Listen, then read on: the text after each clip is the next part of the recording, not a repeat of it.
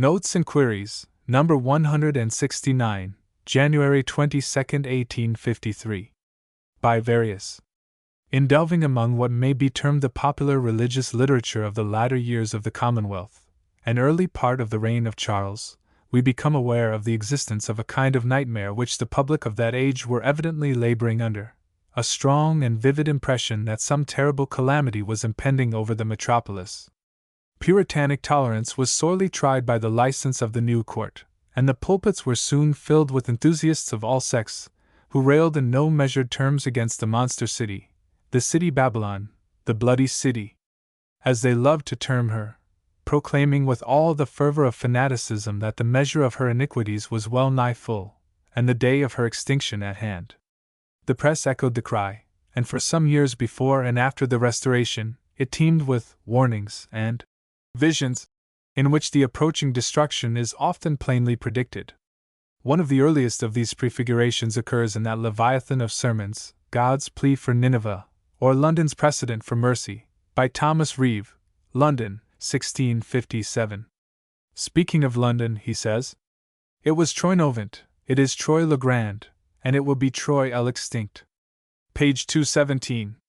And again, "Methinks I see you bringing pickaxes to dig down your own walls, and kindling sparks that will act all in a flame from one end of the city to the other." Page 214.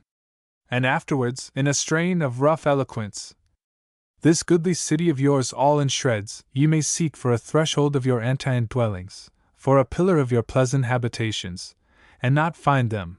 All your spacious mansions and sumptuous monuments are then gone. Well unto us, our sins have pulled down our houses, shaken down our city. We are the most harborless, feetless people in the world. Foxes have holes, and the fowls of the air nests, but we have neither. Our sins have deprived us both of couch and covert. What inventions shall ye then be put to secure yourselves, when your sins shall have shut up all the conduits of the city, and suffer only the liver conduit to run, when they allow you no showers of rain, but showers of blood, when ye shall see no men of your incorporation, but the mangled citizen, nor hear no noise in your streets but the cries, the shrieks, the yells and pangs of gasping, dying men, when, amongst the throngs of associates, not a man will own you or come near you." N.C. pp. 221 etc. After alluding to the epidemics of former ages, he thus alludes to the coming plague. "It will chase men out of their houses, as if there was some fierce enemy pursuing them, and shut up shop doors, as if execution after judgment was served upon the merchants. There will then be no other music to be heard but doleful knells, nor no other wares to be borne up and down but dead corpses. It will change mansion houses into pest houses, and gather congregations rather into churchyards than churches. The markets will be so empty, that scarce necessaries will be brought in. A new kind of brewers will set up, even apothecaries to prepare diet drinks." Page 255. The early Quakers, like most other religious enthusiasts, claimed the gift of prophecy, and we are indebted to members of the sect for many contributions to this branch of literature. Humphrey Smith was one of the most celebrated of the vaticinating Quakers. Little is known of his life and career. He appears to have joined the Quakers about 1654, and after enduring a long series of persecutions and imprisonments for the sake of his adopted creed, finally ended his days in Winchester jail in 1662. The following passage from a vision which he saw concerning London, 1660, is startling. "And as for the city, herself and her suburbs, and all that belonged to her, a fire was kindled therein, but she knew not how, even in all her goodly places, and the kindling of it was in the foundation of all her buildings, and there was none could quench it. And the burning thereof was exceeding great, and it burned inward in a hidden manner which cannot be described. All the tall buildings fell, and it consumed all the lofty things therein, and the fire searched out all the hidden places, and burned most in the secret places. And as I passed through her streets I beheld her state to be very miserable, and very few were those who were left in her, who were but here and there one, and they feared not the fire, either did the burning hurt them, but they walked as dejected mournful people. And the fire continued, for though all the lofty part was brought down, yet there was much old stuff, and parts of broken down desolate walls, which the fire continued burning against. And the vision thereof remained in me as a thing that was showed me of the Lord. Daniel Baker, Will Lilly, and Nostradamus, I shall reserve for another paper. T. Sternberg. T. Sternberg. Return. Memoirs, page 155. Paris, 1649. Return. Defensive against the poison of supposed prophecies, page 116. Return. It was a great contributing to this misfortune that the Thames water house was out of order, so that the conduits and pipes were almost all dry. Observations on the burning of London, London. 1667, page 34. Return. For a sight of this extremely scarce tract, I am indebted to the courtesy of the gentleman who has the care of the Friends' Library in Devonshire House, Bishopsgate. Notes and Queries on Bacon's Essays, No. 2. Volume 7, page 6. Essay, page 2. One of the Fathers. Who and where? Ditto, ditto. The Poet. Lucretus, 2, in it. Suave Mari Magno. And C. Ditto, page 3. Note I. Plutarch. Does Montaigne allude to Plutarch, De Liberis Educandis, Volume 2. Edition Zyland. 11c. Tau Gamma Psi Epsilon Delta Epsilon Sigma Theta Alpha Iota Delta Omicron Upsilon Lambda Omicron Pi Epsilon Pi Kappa dot Tau dot Lambda. Tau Gamma Psi Epsilon Delta Epsilon Sigma Theta Alpha Iota Delta Omicron Upsilon Lambda Omicron Pi Epsilon Pi Kappa dot Tau dot Lambda. Essay 2. Page 4. You shall read in some of the friars' books. And see. Where? Ditto, ditto. Pompa Magus. And see. Does Bacon quote this from memory, referring to Tolli istum pompam, sub qua lates, et stultos teridas. EP 24.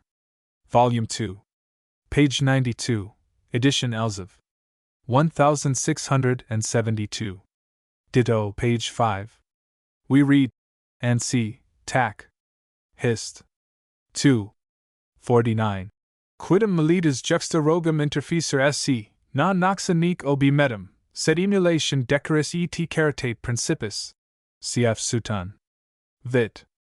Oth. 12. Ditto, ditto. Cogita quamdiu. And see. Whence is this?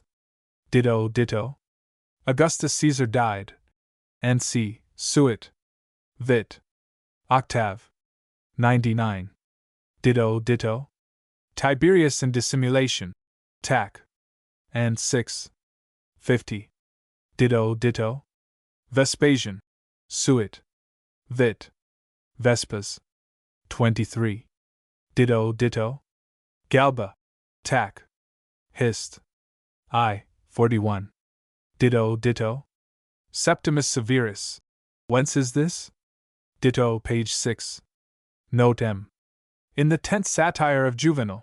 V. 357. Seek. Ditto, ditto. Extinctus amabiter idem. Hor epist. 2. L. 14. Essay 3. Page 8. A Master of Scoffing. Rabelais, Pantagruel, Book 2. Cap. 8, page 339. Volume 1, Edition Bone, 1849. Ditto, page 9. As it is noted by one of the Fathers. By whom, and where? Ditto, page 10. Lucretius. I. 102. Ditto, page 11. It was a notable observation of a wise father. Of whom, and where? Essay 4. Page 13. For the death of Pertinax. See Hist. August Script. Volume 1, page 578. Lugged. Bat. 1671. Ditto, ditto, note F. The Poet. Ovid ARM. I. 655. SAV, ditto. Bona rerum secundarum. And C. Does Bacon allude to Seneca, EP 66? Page 238, et sup, where, after stating that in equo est moderate gaudere, et moderate dolera, he adds, Ella bona optabilia sunt, haec mirabilia. Ditto, ditto. Vir magnum habera. And C. Whence is this? Ditto, ditto. The strange fiction of the ancient poets. In Note A we find Stesichorus, Apollodorus, and others named. Whereabouts? Ditto, page 11. Note C. This fine passage has been quoted by Macaulay. UT Sup. Page 407. Essay 6. Page 15. Tacitus Seth. And V1. Ditto, ditto. And again, when Mucianus. And C. Ditto Hist. 2. 76. Ditto, ditto. Which indeed are arts, and C. As Tacitus well calleth them. Where? Ditto, page 17. It is a good shrewd proverb of the Spaniard. What is the proverb? Essay 7. Page 19. The precept optimum elige and C. Whence? Though I am ashamed to ask. Essay 8. Page 20. The generals. C.H. Percy, 404. Dynef. And Blomfield and Locke v. 411, edition Sui. Ditto, ditto. It was said of Ulysses. And C. By whom? Compare O.D. v. 218.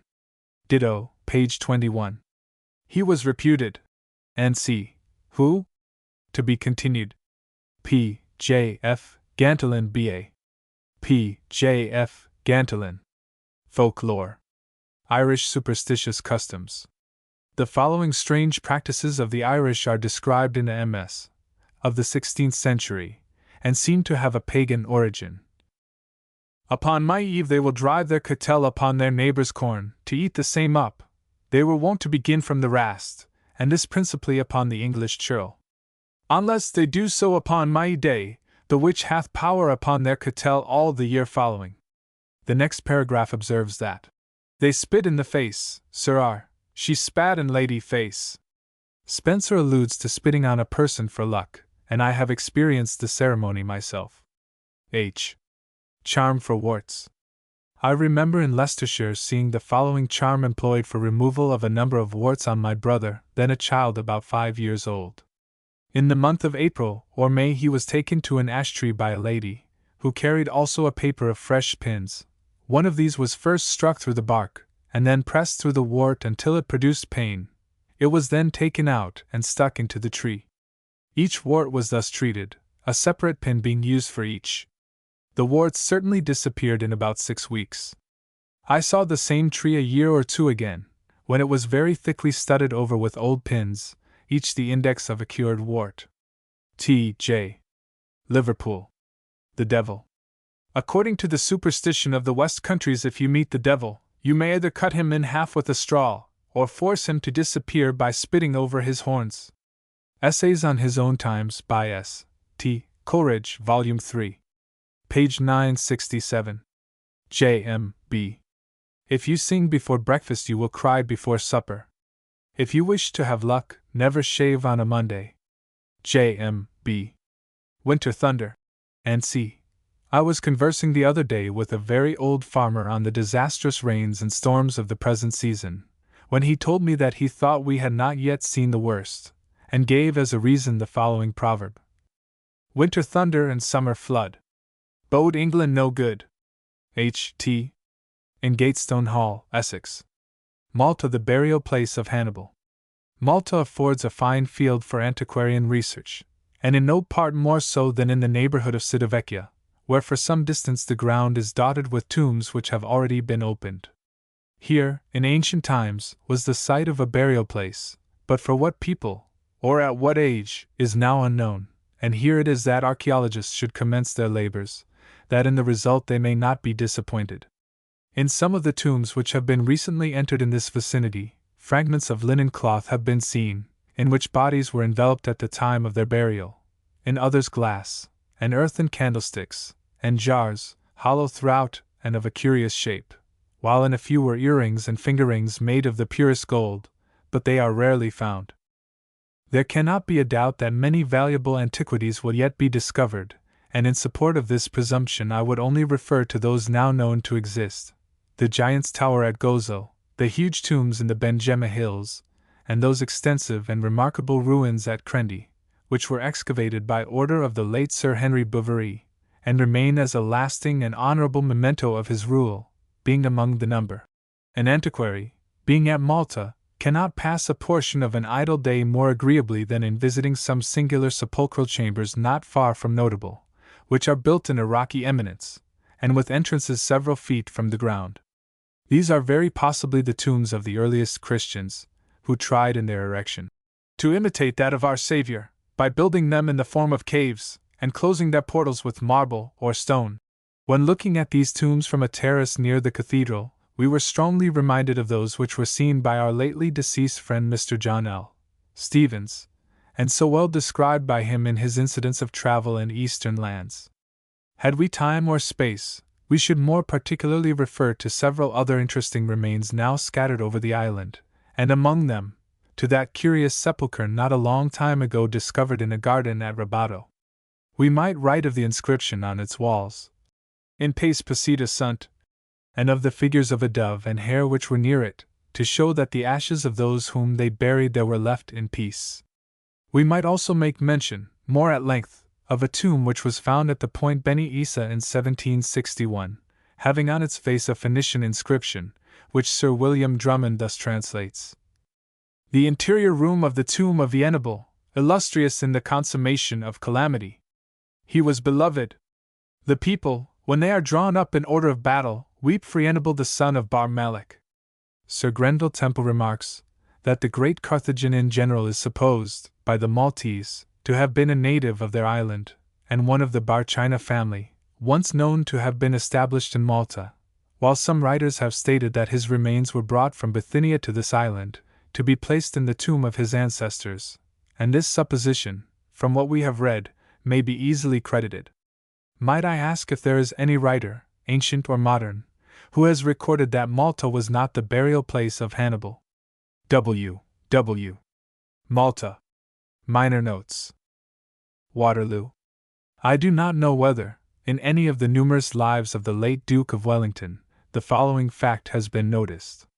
In Strata's History of the Belgian War, a work which deserves to be better known and appreciated than it is at present, there occurs a passage which shows that, about 300 years since, Waterloo was the scene of a severe engagement, so that the late sanguinary struggle was not the first this battleground has to boast of. The passage occurs in Famiani Strati de Bello Belgico, Decus Prima, Lib 6. Page 256, edit. Romy, 1653, where, after describing a scheme on the part of the insurgents for surprising Lille, and its discovery by the Royalists, he goes on. Et rasingimius de armaturiensi melida inaudierat, nihilc morib selectus semquinquaginta petitibus et equitibus sclopatarius firmquinquaginta prop waterluck pag pnam committit. What makes this more curious is that, like the later battle, either of the contending parties on this occasion were natives of the country in which the battle was fought, they being the French Calvinists on one side and the Spaniards on the other. Philobiblion. Touch. In The Synagogue, attached to Herbert's poems, but written by C.H.R. Harvey, M.A., is a piece entitled The Communion Table, one verse of which is as follows: "And for the matter whereof it is made, the matter is not much, although it be of touch, or wood or metal, what will last or fade? So vanity and superstition avoided be." S. T. Coleridge, in a note on this passage, printed in Mr. Pickering's edition of Herbert, 1850, FCAP 8 VO, says, "Touch rhyming to much, from the German touch, cloth, I never met with it before as an English word. So I find plat, for foliage, in Stanley's Hist. of Philosophy, page 22. Whether Coleridge rightly appreciated Stanley's use of the word plat, I shall not determine, but with regard to touch, it is evident that he went, it was the tendency of his mind, to Germany for error, when truth might have been discovered nearer home. The context shows that cloth could not have been intended, for who ever heard of a table or altar made of cloth? The truth is that the poet meant touchstone, which the author of the Glossary of Architecture, 3rd edit, text and appendix, rightly explains to be the dark-colored stone or marble, anciently used for tombstones. A musical sound, it is added, may be produced by touching it sharply with a stick, and this is in fact the reason for its name. The author of the Glossary of Architecture cites Ben Jonson by Gifford, 8. 251, and Archeol. 16. 84. Alphage. Lincoln's Inn. The dodo. Among the seals, or rather sulphur casts, in the British Museum, is one of Nicholas Saumarez, anno 1400. It represents an esquire's helmet, from which depends obliquely a shield with the arms, supporters, dexter a unicorn, sinister a greyhound, crest a bird, which from its unwieldy body and disproportionate wings I take to be a dodo, and the more probability attaches itself to this conjecture, since dodo seems to have been the surname of the Counts de Saumery, or Saumery, query Saumarez, as mentioned in page 2 of Ad. Mrs. 17455. In the British Museum, and alluded to in a former No. of N&Q. This seal, like many others, is not in such a state of preservation as to warrant the assertion that we have found a veritable dodo. I only offer it as a hint to Mr. Strickland and others that have written so learnedly on this head. Burke gives a falcon for the crest of Saumarez, but the clumsy form and figure of this bird does not in any way assimilate with any of the falcon tribe. Mr. Strickland. Dodo seems also to have been used as a Christian name, as in the same volume of Mrs. quoted above we find Dodo de Sejuris, and c. Clarence Hopper.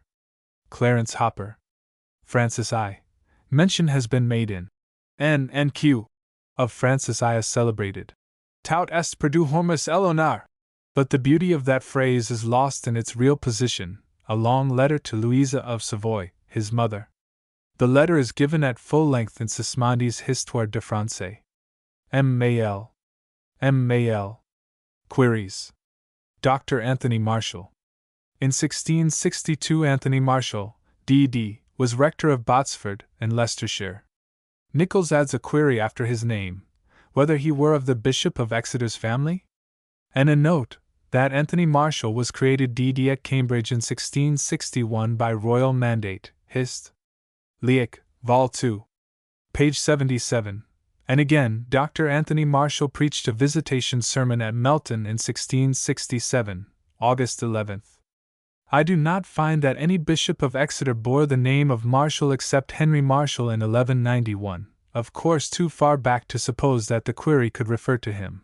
But I have not introduced this note to quarrel with Mr. Nichols, but to ask if this is all that is known of a man who must, in his day, have attained to considerable eminence. I more than suspect that this Dr. Marshall was a native of Staveley in Derbyshire. Sir Peter Fresheville, in his will, dated in 1632, gives to St. John's College, Cambridge, 50l. for the buying of books to furnish some one of the desks in the new library lately built and erected in the said college, and expresses his desire that the said money shall be laid forth, and the books bought, provided, and placed in the said library by the pains, care, and discretion of his two loving friends, Mr. Robert Hitch, late Fellow of Trinity College in Cambridge, and Mr. Robert Marshall, Fellow of St. John's College, or the survivor of them, which last Robert, I suspect, should be Anthony.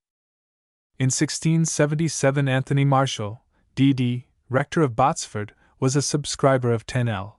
towards a fund then raised for yearly distribution, and there is only one name precedes his, or subscribes a larger amount, and that is Dr. Hitch before named.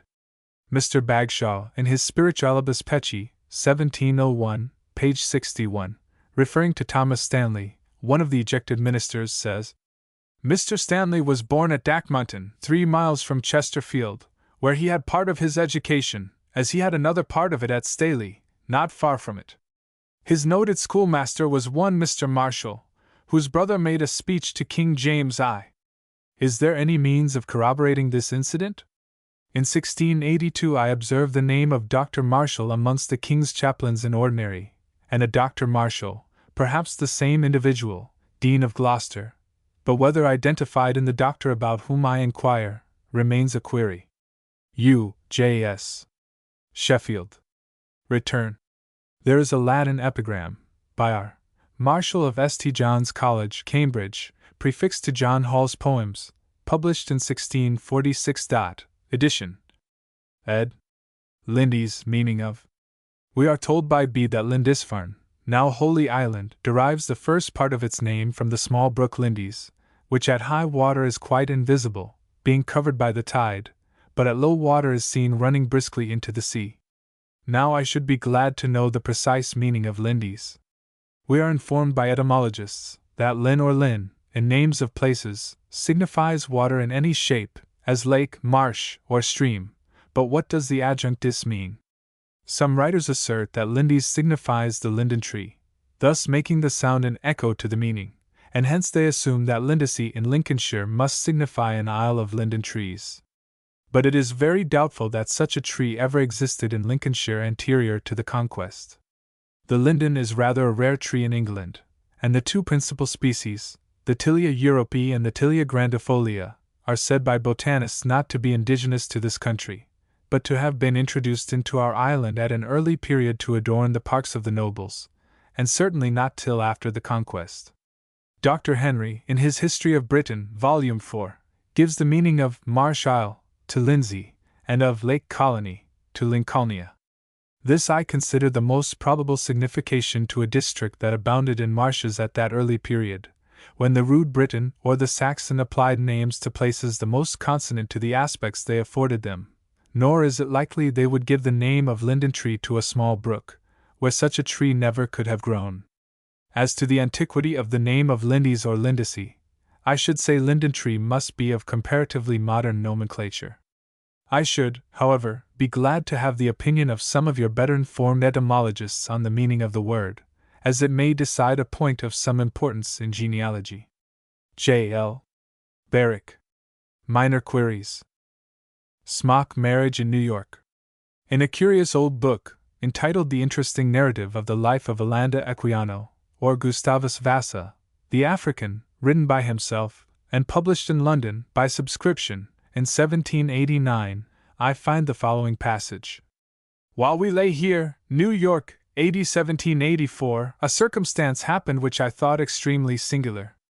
One day a malefactor was to be executed on a gallows, but with a condition that if any woman, having nothing on but her shift, married the man under the gallows, his life was to be saved. This extraordinary privilege was claimed, a woman presented herself, and the marriage ceremony was performed. Volume 2. Page 224. A.D. Perhaps some of your New York correspondents can say whether the annals of that city furnish evidence of so extraordinary an occurrence. Right. The broken astragalus. Where was the broken astragalus, given by the host to his guest, first used as the symbol of hospitality? C. H. Howard. C. H. Howard. Pinardo and Lysa.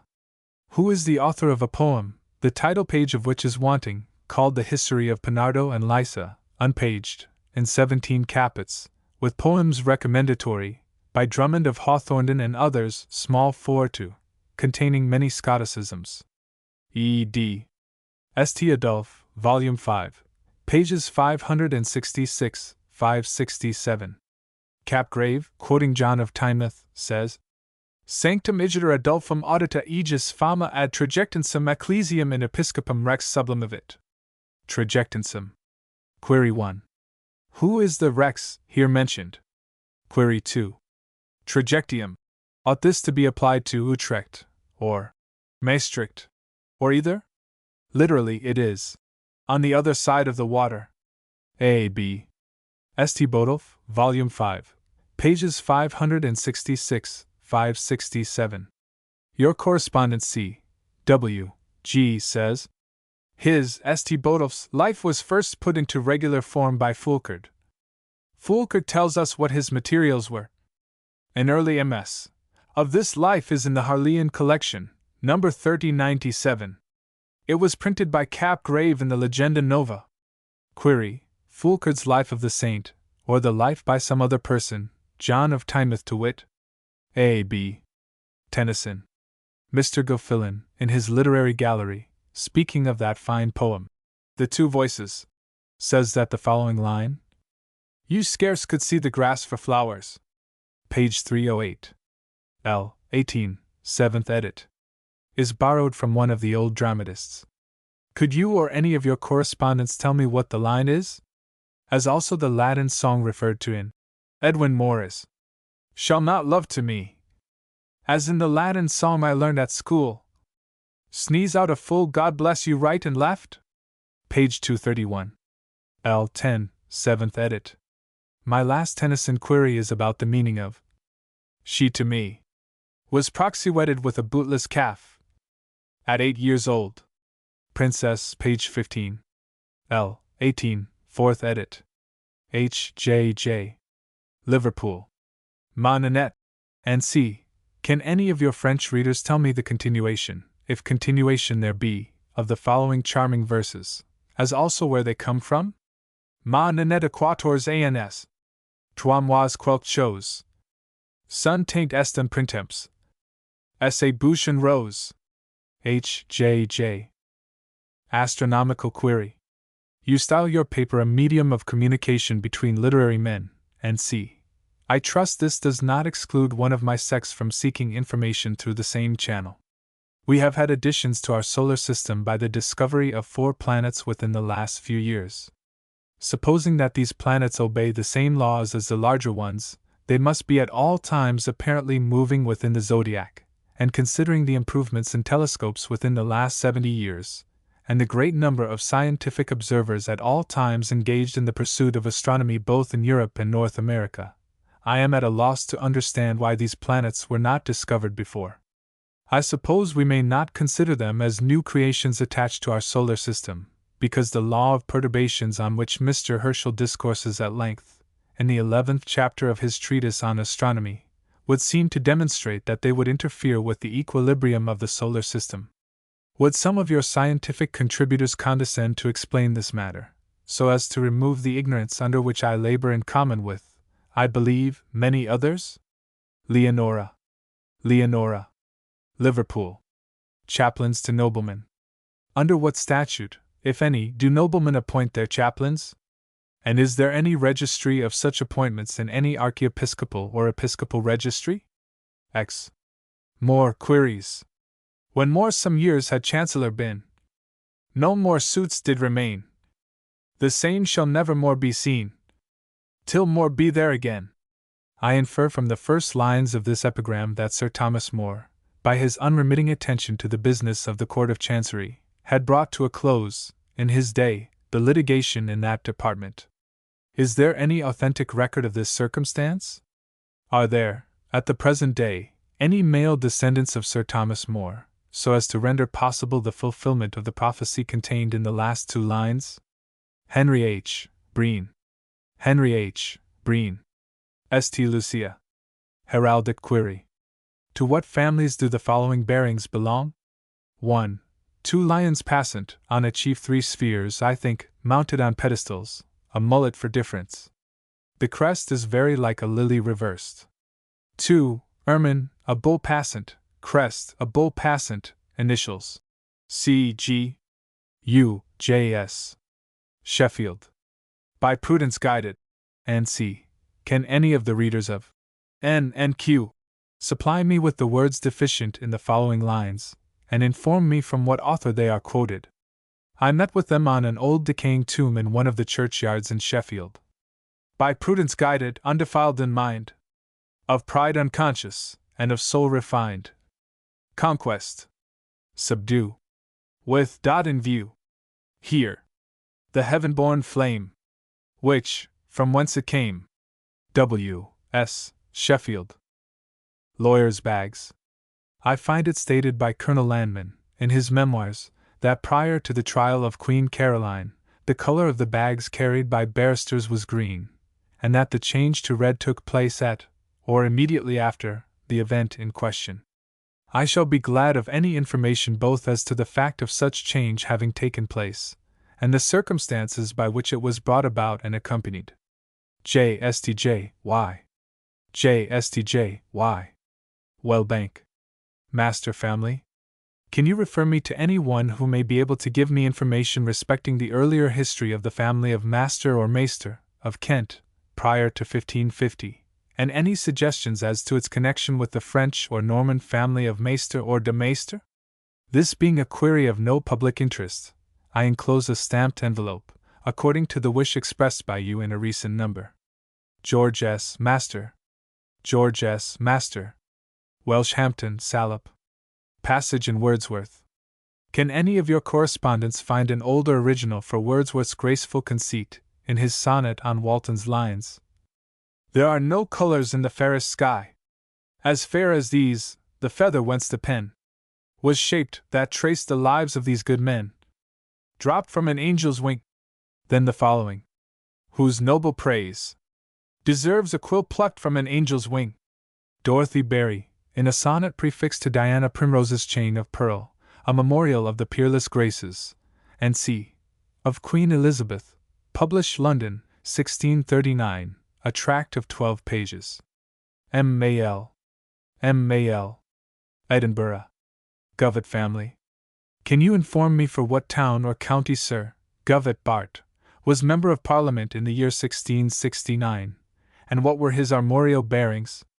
His name appears in the list of members given in page 496 of the Grand Duke Cosmo's Travels Through England, published in 1821. Is the baronetcy extinct? If so, who was the last baronet, and in what year? Where he lived, or any other particulars, will much oblige. Quero. Quero. Sir Kenelm Digby. Why is Sir Kenelm Digby represented, I believe always, with a sunflower by his side? Van Dyck. Van Dyck. Riddles. It would take up too much of your valuable time and space to insert all the riddles for which correspondents cannot find answers, but will you find means to ask, through your pages, if any clever Oedipus would allow me to communicate to him certain enigmas which puzzle me greatly, and which I should very much like to have solved? Ruby. Ruby. Straw Bale.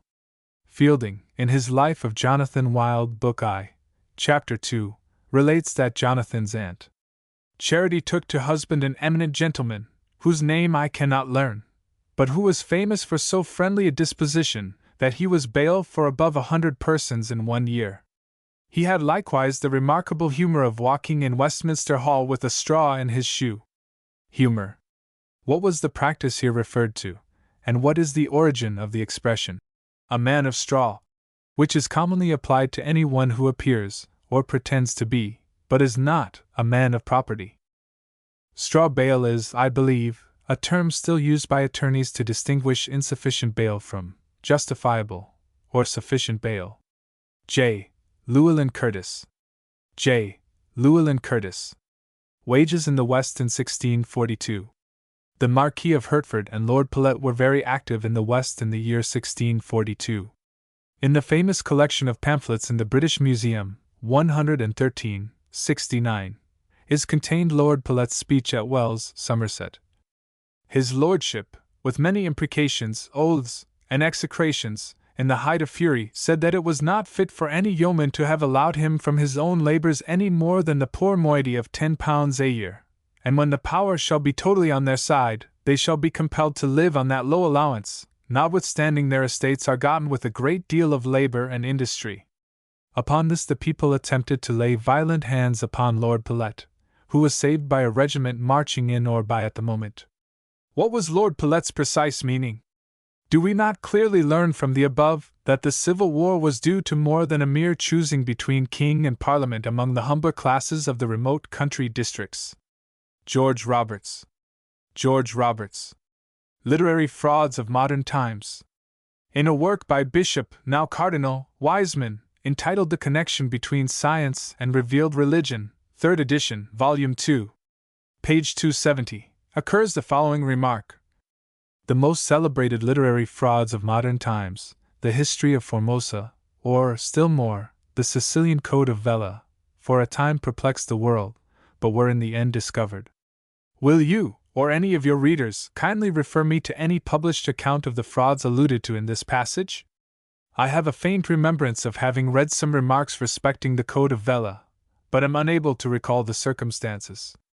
I was under the impression that Chatterton's forgery of the Rowley poems, Macpherson's of the Ossianic Rhapsodies, and Count de Surville's of the poems of Madame de Surville were the most celebrated literary frauds of modern times. In what respect are those alluded to by Dr. Wiseman entitled to the unenviable distinction which he claims for them? Henry H. Breen. Henry H. Breen. St. Lucia. Minor queries with answers. Very like a whale.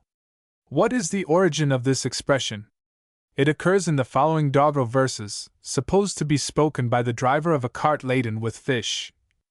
This salmon has got a tail. It's very like a whale. It's a fish that's very merry.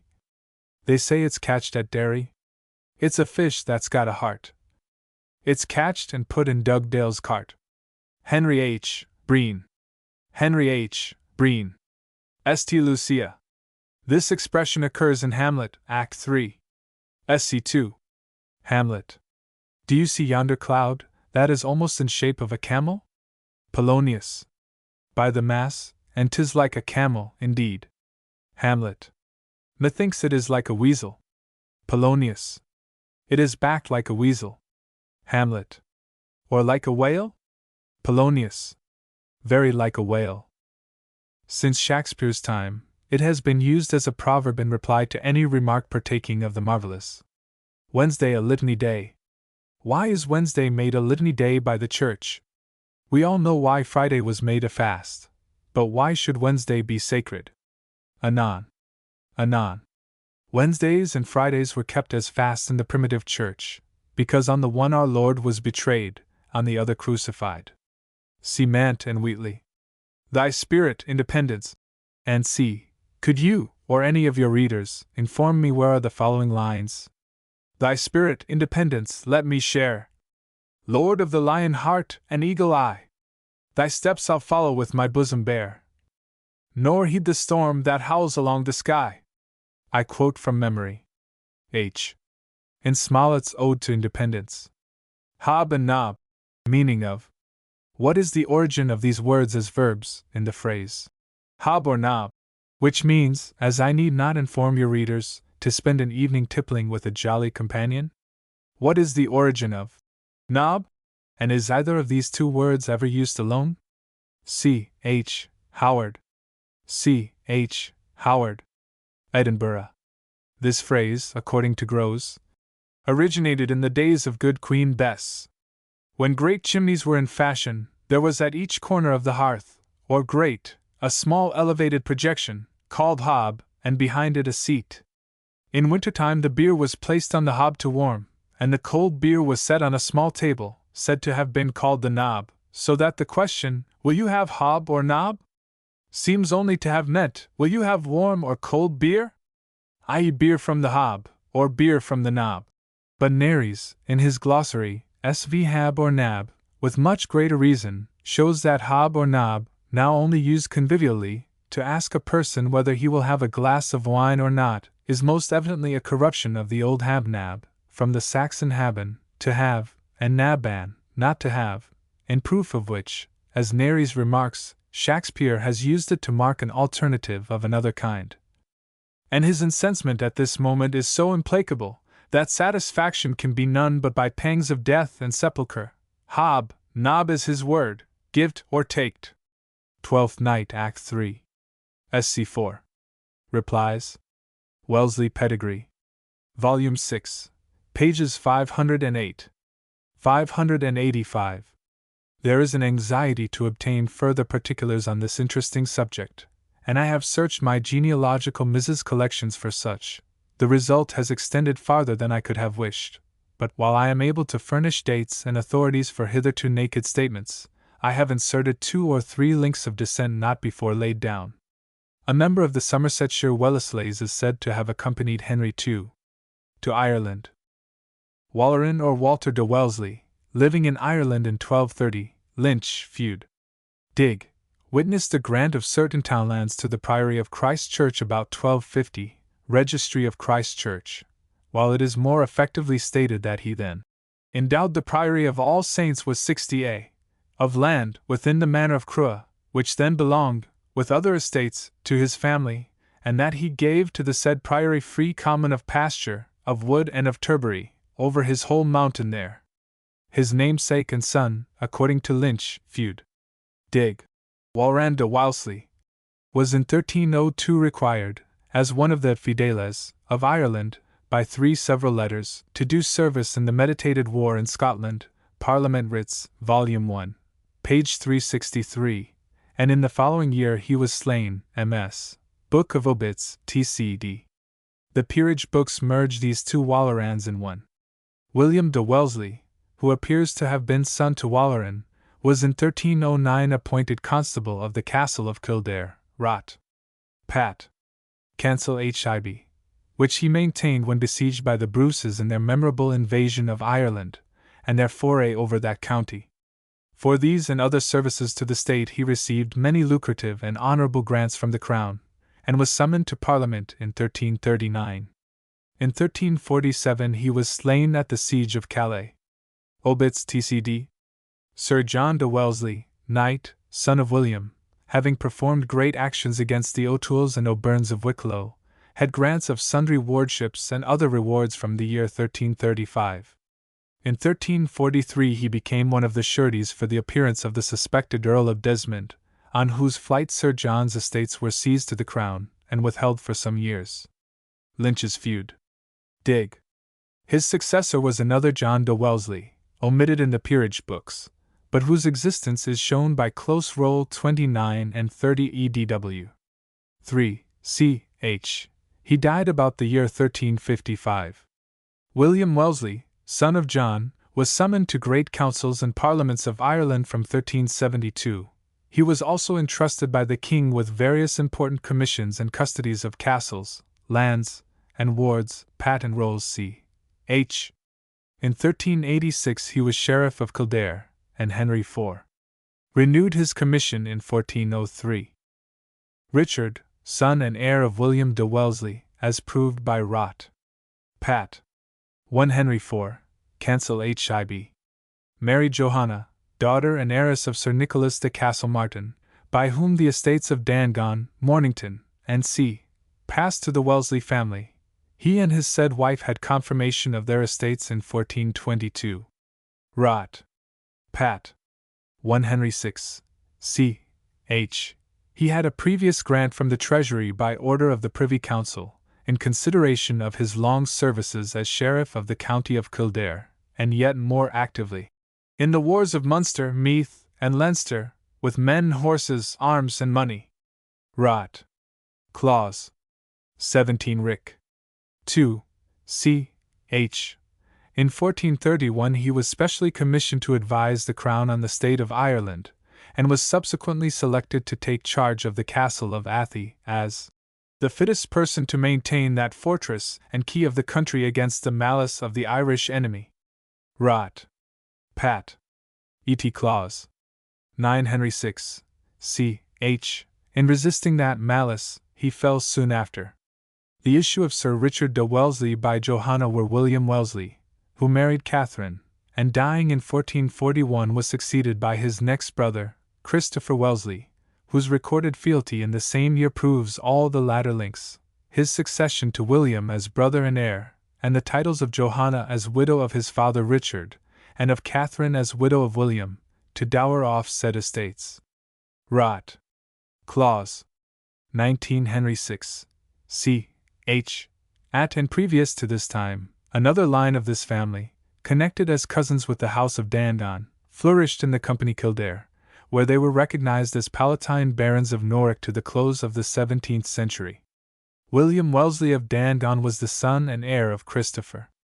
An unprinted Act of Edward IV was passed in 1472 in favor of this William, and his 2 marriages are stated by Lynch, feud. Dig. The first was to Ismay Plunkett, the second, to Maud O'Toole, was contracted under peculiar circumstances. The law of Ireland at the time prohibited the intermarriages of the English with the natives without royal license therefore being previously obtained, and not even did the license so obtained wash out the original sin of Irish birth, for, as in this instance, Maud, having survived her first husband, on marrying her second, Patrick Hussey, had a fresh license to legalize that marriage. It is of record Rot. Pat. 21 Henry VII, c. h. and proves the second marriage of Sir William clearly, yet it is not noticed in any of the peerage books, which derive his issue from the first wife, and not from the second, as Lynch gives it, that issue being Gerald the eldest son, Walter the second, and Alison a daughter. Gerald had a special livery of his estate in 1539. Walter the second's son became Bishop of Kildare in 1531, and died its diocesan in 1539, see where's bishops, and the daughter Alison intermarried with John Cusack of Cushington, Company Meath. Burke's Landed Gentry, sub page 88. Gerald, according to all the peerage books, married Margaret, eldest daughter of Sir Thomas Fitzgerald, who was Lord Chancellor of Ireland in 1483, and had issue William, his eldest son, Lord of Dangon, who married Elizabeth Cusack, of Portrane, Company Dublin, and died previous to 1551, as I believe is provable by inquisitions of that year in the office of the Chief Remembrancer, Dublin, leaving Gerald, his eldest son and heir. An inquiry taken in 1579 as to the extent of the manor of Dangon finds him then seized thereof, inquis. In c. h. 23 Elise.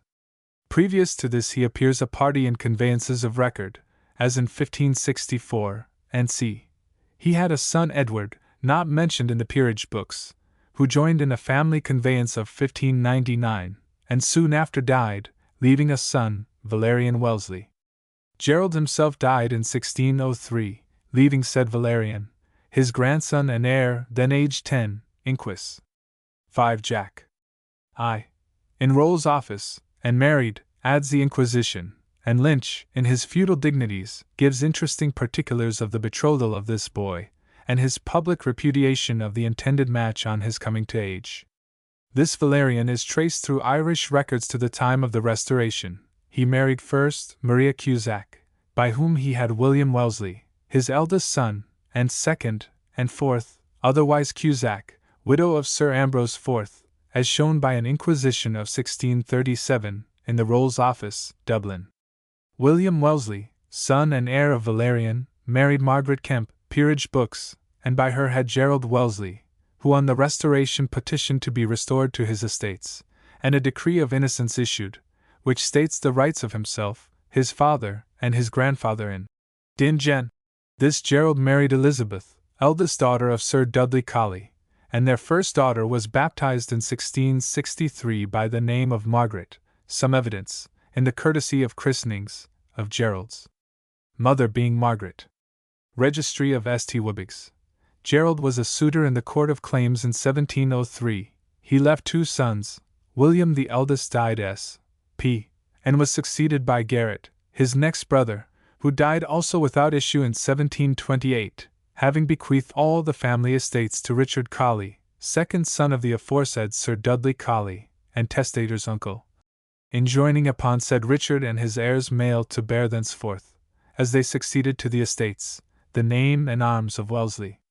This Richard Colley Wellesley married Elizabeth, daughter of John Sale, Doctor of Laws and MP, by whom he had issue Garrett Wellesley, born, as the Dublin and London Magazine for 1735 announces, July 19th, when the lady of Richard Colley Wellesley was delivered of a son and heir, to the great joy of that family. This son was father of the Marquis Wellesley and of the Duke of Wellington. Duke of Wellington. John D'Alton. John D'Alton. 48, Summerhill, Dublin. Consecrated Rings for Epilepsy. Volume 6, page 603. Sir W. C. T. has opened a very interesting field for inquiry regarding these blessed rings. Sir W. C. T. St. Edward, in his last illness, albeit January 5, 1066, gave a ring which he wore to the Abbot of Westminster. The origin of this ring is surrounded by much mystery. A pilgrim is said to have brought it to the king, and to have informed him that St. John the Evangelist had made known to the donor that the king's decease was at hand. St. Edward's ring was kept for some time at Westminster Abbey, as a relic of the saint, and was applied for the cure of the falling sickness or epilepsy, and for cramp. From this arose the custom of our English kings, who were believed to have inherited St. Edward's powers of cure, solemnly blessing every year rings for distribution. It is said, we know not on what authority, that the ring did not always remain at Westminster, but that in the chapel of Havering, so called from having the ring, in the parish of Hornchurch, near Rumford in Essex, once a hunting seat of the king's, was kept, till the dissolution of religious houses, the identical ring given by the pilgrim to St. Edward. Weaver says he saw it represented in a window of Rumford Church. These rings seem to have been blessed for two different species of cure: first, against the falling sickness, comitialis morbus, and secondly, against the cramp, contracta membra. For the cure of the king's evil the sovereign did not bless rings, but continued to touch the patient. Good Friday was the day appointed for the blessing of the rings. They were often called metaginable rings, and were made both of gold and silver, and as we learn from the household books of Henry IV and Edward IV, the metal they were composed of was what formed the king's offering to the cross on Good Friday. The following entry occurs in the accounts of the 7th and 8th years of Henry IV. 1406. In oblationibus Domini regis factus adorando crucem in capella inframanerium sum de altham, die parasives, in pressio trium nobilium ori et v solidorum sterling, 25s. In denariis salutis pro aesdem oblationibus reassumptus, pro annualis medicinalibus in faciendis, 25s. The prayers used at the ceremony of blessing the rings on Good Friday are published in Waldron's Literary Museum. Cardinal Wiseman has in his possession a MS, containing both the ceremony for the blessing the cramp rings, and the ceremony for the touching for the king's evil. At the commencement of the MS, are emblazoned the arms of Philip and Mary. The first ceremony is headed, Certain prayers to be used by the Quens Haines in the consecration of the cramp ringes. Accompanying it is an illumination representing the Queen kneeling, with a dish, containing the rings to be blessed, on each side of her. The second ceremony is entitled, The Ceremony for Why Helling of Them That Be Diseased with the King's Evil, and has its illumination of Mary kneeling and placing her hands upon the neck of the diseased person, who is presented to her by the clerk, while the chaplain, in alb and stole, kneels on the other side. The MS was exhibited at a meeting of the Archaeological Institute on June 6, 1851. Hearn, in one of his manuscript diaries in the Bodleian, LV 190, mentions having seen certain prayers to be used by Queen Mary at the blessing of cramp rings. May not this be the identical MS alluded to? But to come to W. C. T.'s immediate question, when did the use of these blessed rings by our sovereigns cease?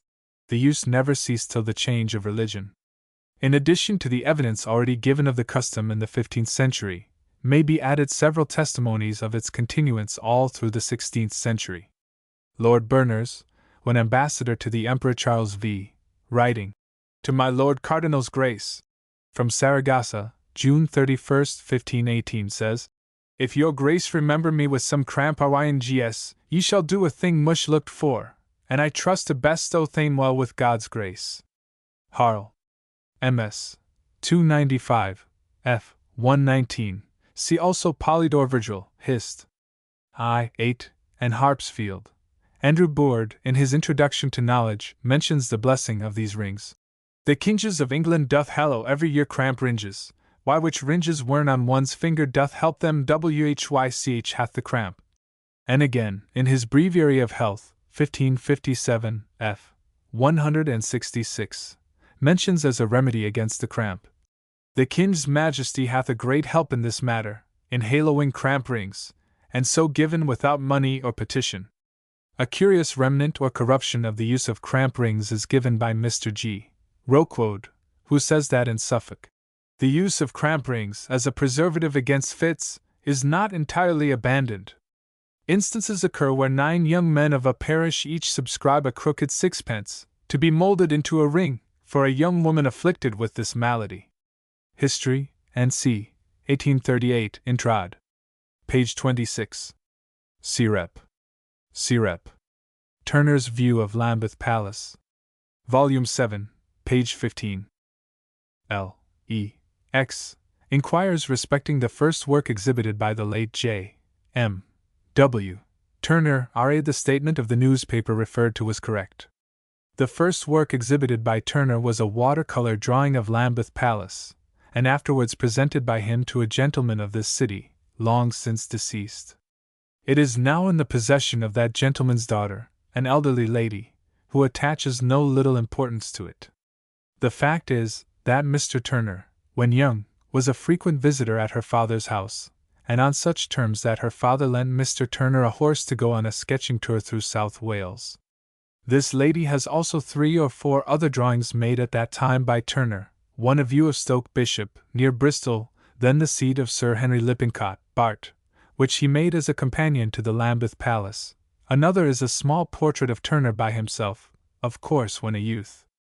As the early indications of so great an artist, these drawings are very curious and interesting, but no person that knows anything of the state of watercolor painting at that period, and previous to the era when Turner, Girton, and others began to shine out in that new and glorious style that has since brought watercolor works to their present style of splendor, excellence, and value, will expect anything approaching the perfection of latter days. J. Walter, Marine Painter. J. Walter. 28, Trinity Street, Bristol. Whether or not the work deemed by L. E. X. to be the first exhibited by Turner may have been in watercolors, or be still in existence, I leave to other replicants, availing myself of the occasion to ask him or you, whether in 1787 2 works of W. Turner, at Mr. G. Turner's, Walthamstow, No. 471. Dover Castle, No. 601. Wanstead House, were not, in fact, his first tilt in that arena of which he was the champion at the hour of his death? Whether in the 2 following years he appeared at all in the ring, and if not, why not? Although in the succeeding 1790 he again threw down the glaive in the No. 644. The Archbishop's Palace, Lambeth, being then set down as T. W. Turner, reappearing in 1791 as W. Turner, of Maiden Lane, Covent Garden, with No. 494. King John's Palace, Eltham, No. 560. Sweekley, near Uxbridge. In the horizon of art, strange to say, and yet to be explained, this luminary glows no more till 1808, when he had, on the line, several views of Fonthill, as well as the 10th Plague of Egypt, purchased of course by the proprietor of that princely mansion, as it is found mentioned in Warner's Walks near Bath to be that same year adorning the walls of one of the saloons. J.H.A. Etymological Traces of the Social Position of Our Ancestors. Volume 7, page 13. I was preparing to answer your correspondent E. S. Taylor by a reference to the conversation between Goethe and Wamba, Ivanhoe, Chapter 1, when a friend promised to supply me with some additional and fuller information. I copy from M.S. Note that he has placed in my hands. E. S. Taylor.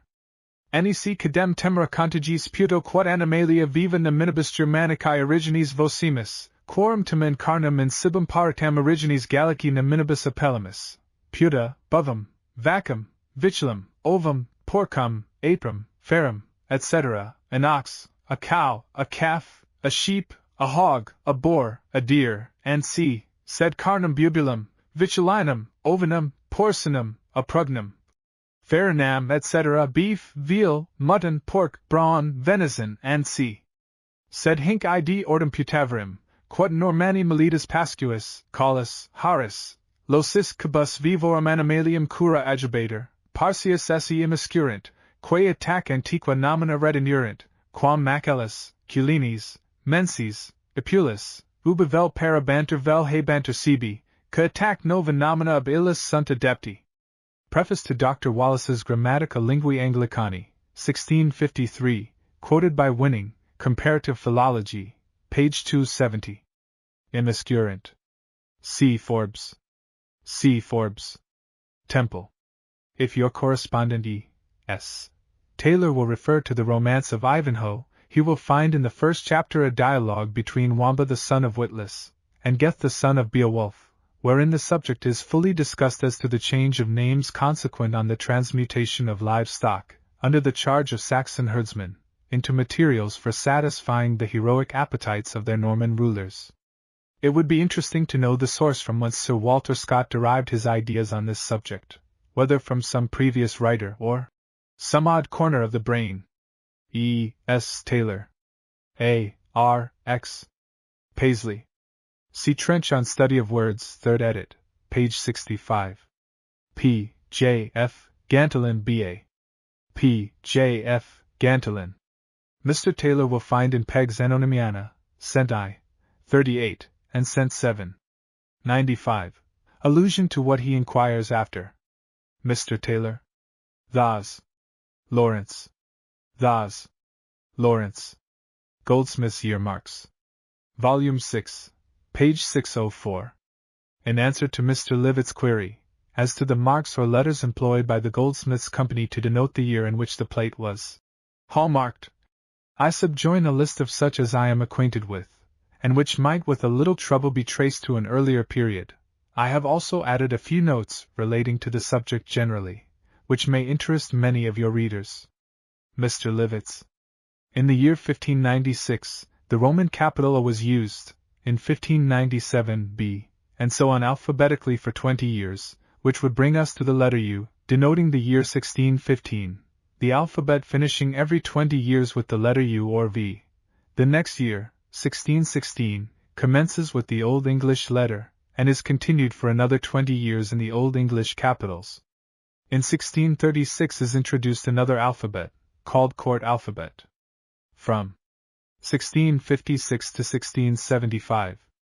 Inclusive. Old English capitals. 1676 to 1695. Small Roman letters. 1696 to 1715. The Court alphabet. 1716 to 1735. Roman capitals. 1736 to 1755. Small Roman letters. 1756 to 1775. Old English capitals. 1776 to 1795. Small Roman letters. 1796 to 1815. Roman capitals. 1816 to 1835. Small Roman letters. 1836 to 1855. Old English capitals. The letter for the present year, 1853, being. In this list it will appear difficult, at first sight, in looking at a piece of plate to ascertain its age, to determine whether it was manufactured between the years 1636 and 1655, or between 1696 and 1715, the court hand being used in both these cycles.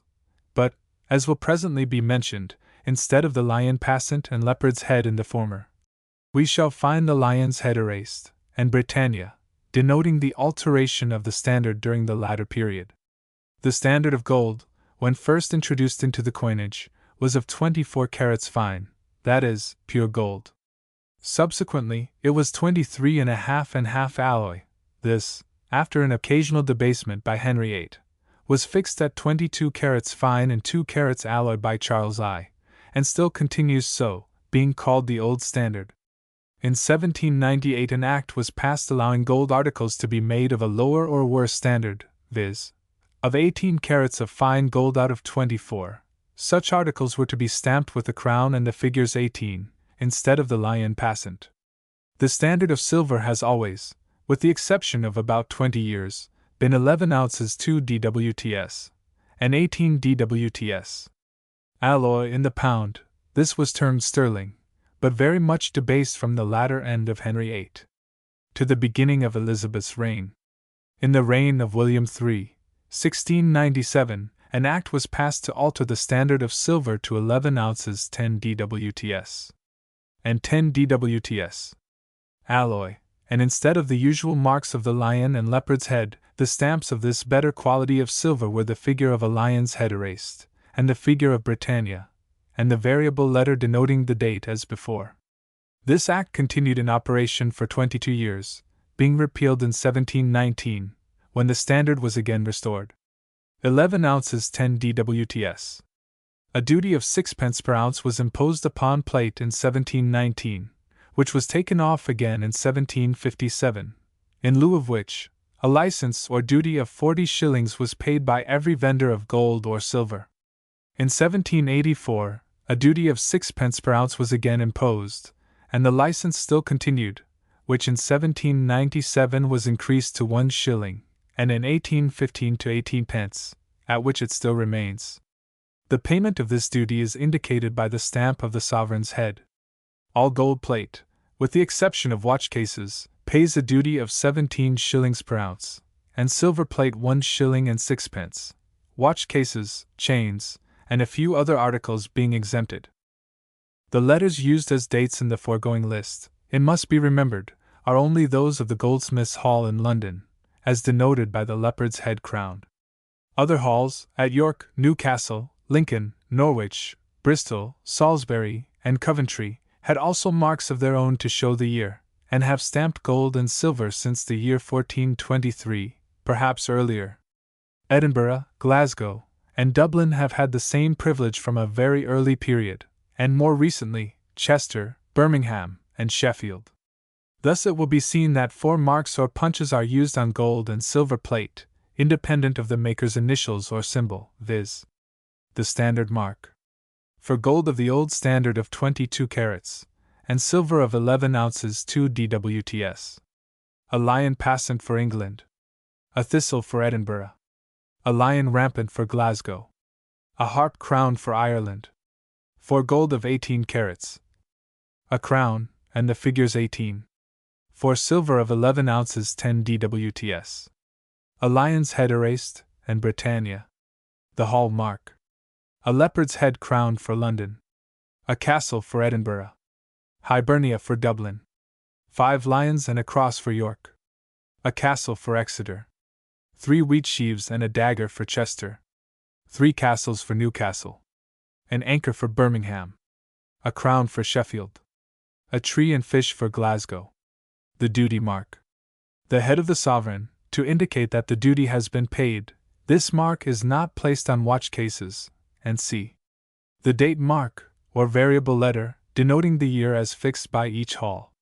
W. Chaffers, June. W. Chaffers.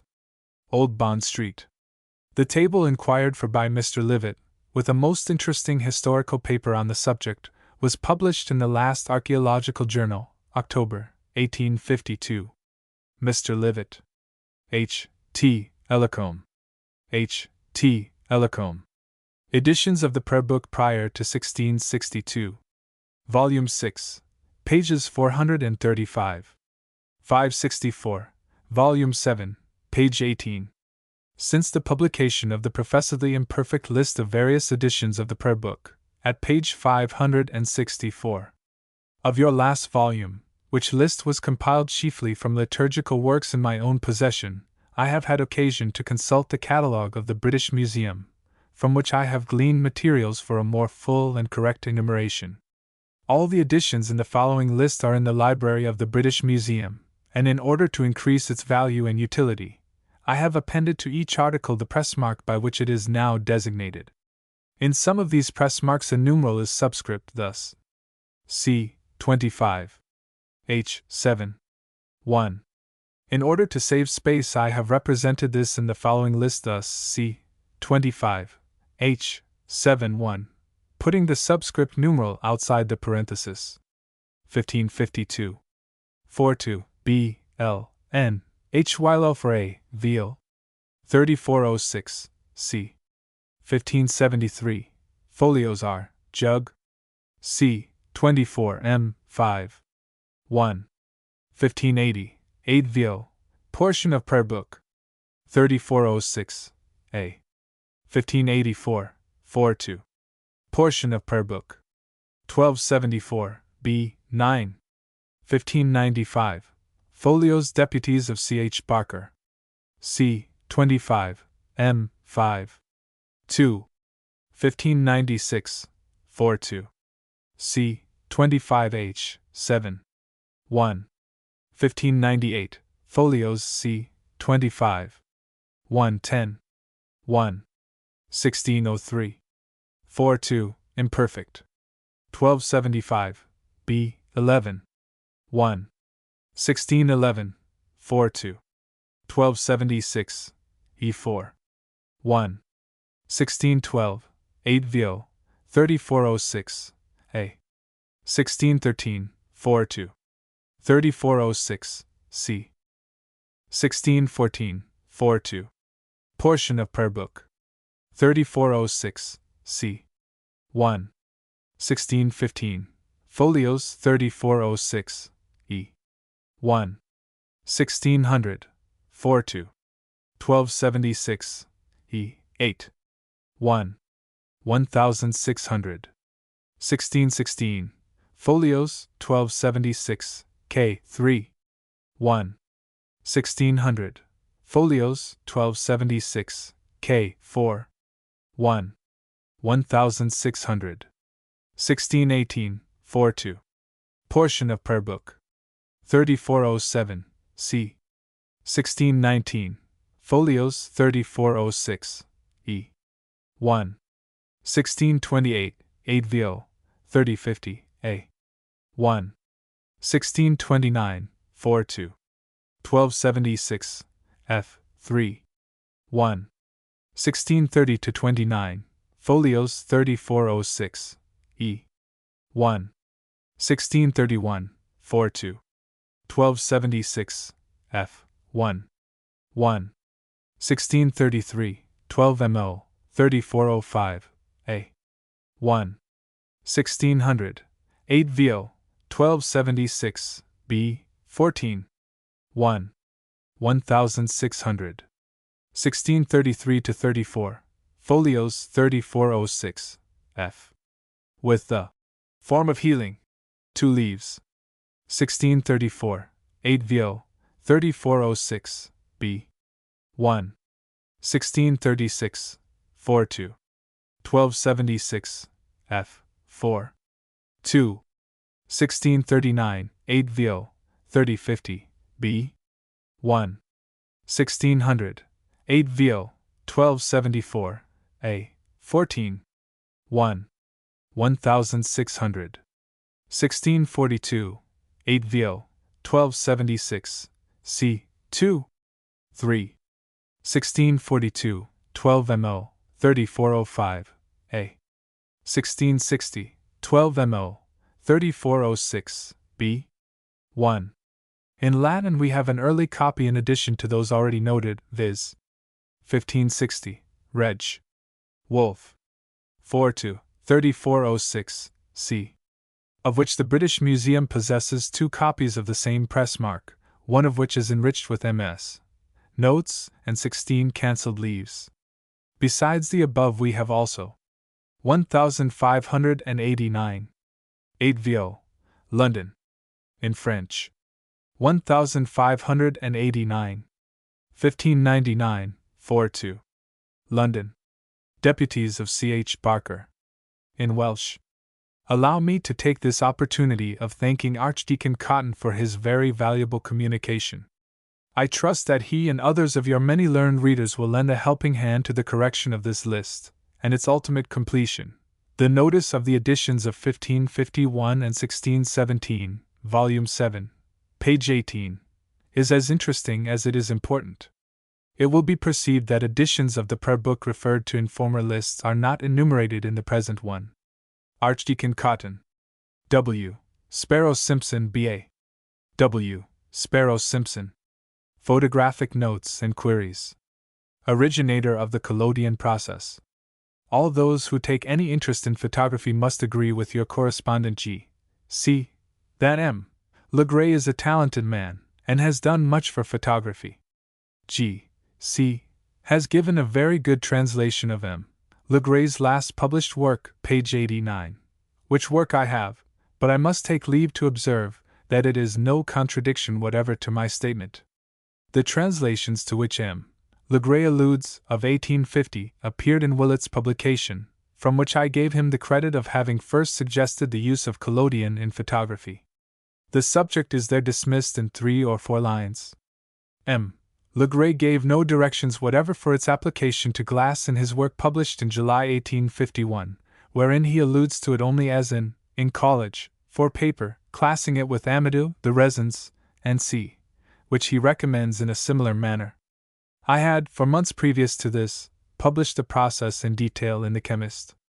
I never asserted that he had not tried experiments with collodion in 1849, but he did not give the public the advantage of following him, and I again repeat that the first time M. Legray published the collodion process was in September 1852, a year and a half after my publication, and when it had become much used. It is obvious that if M. Legray had been in possession of any detailed process with collodion on glass in 1850, he would not have omitted to publish it in his work dated July 1851. F. Scott Archer. F. Scott Archer. 105, Great Russell Street, Bloomsbury. G. C. Claiming for Legray the merit of the first use of collodion upon glass, states that a pamphlet upon the subject was published in 1850, and which was translated into English at the same time. Will he oblige me by stating who published this pamphlet, or where it may be obtained? I have heard this statement before, and have used every endeavor to obtain a sight of the publication, but without success. Were the facts as stated by your correspondent, it would deprive Mr. Archer undoubtedly of the merit which he claims. But from all I have been able to learn, Legray mentioned collodion as a mere agent for obtaining a smooth surface to paper, or other substance, having no idea of making it the sole sensitive substance to be employed.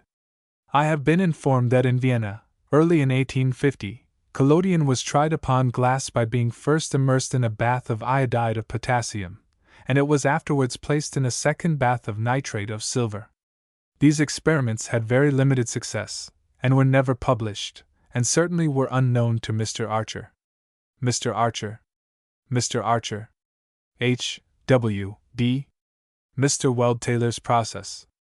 In your 167th number, Volume 7, page 48, is a communication from Weld Taylor on photographic manipulation, which, in its present form, is perfectly unintelligible.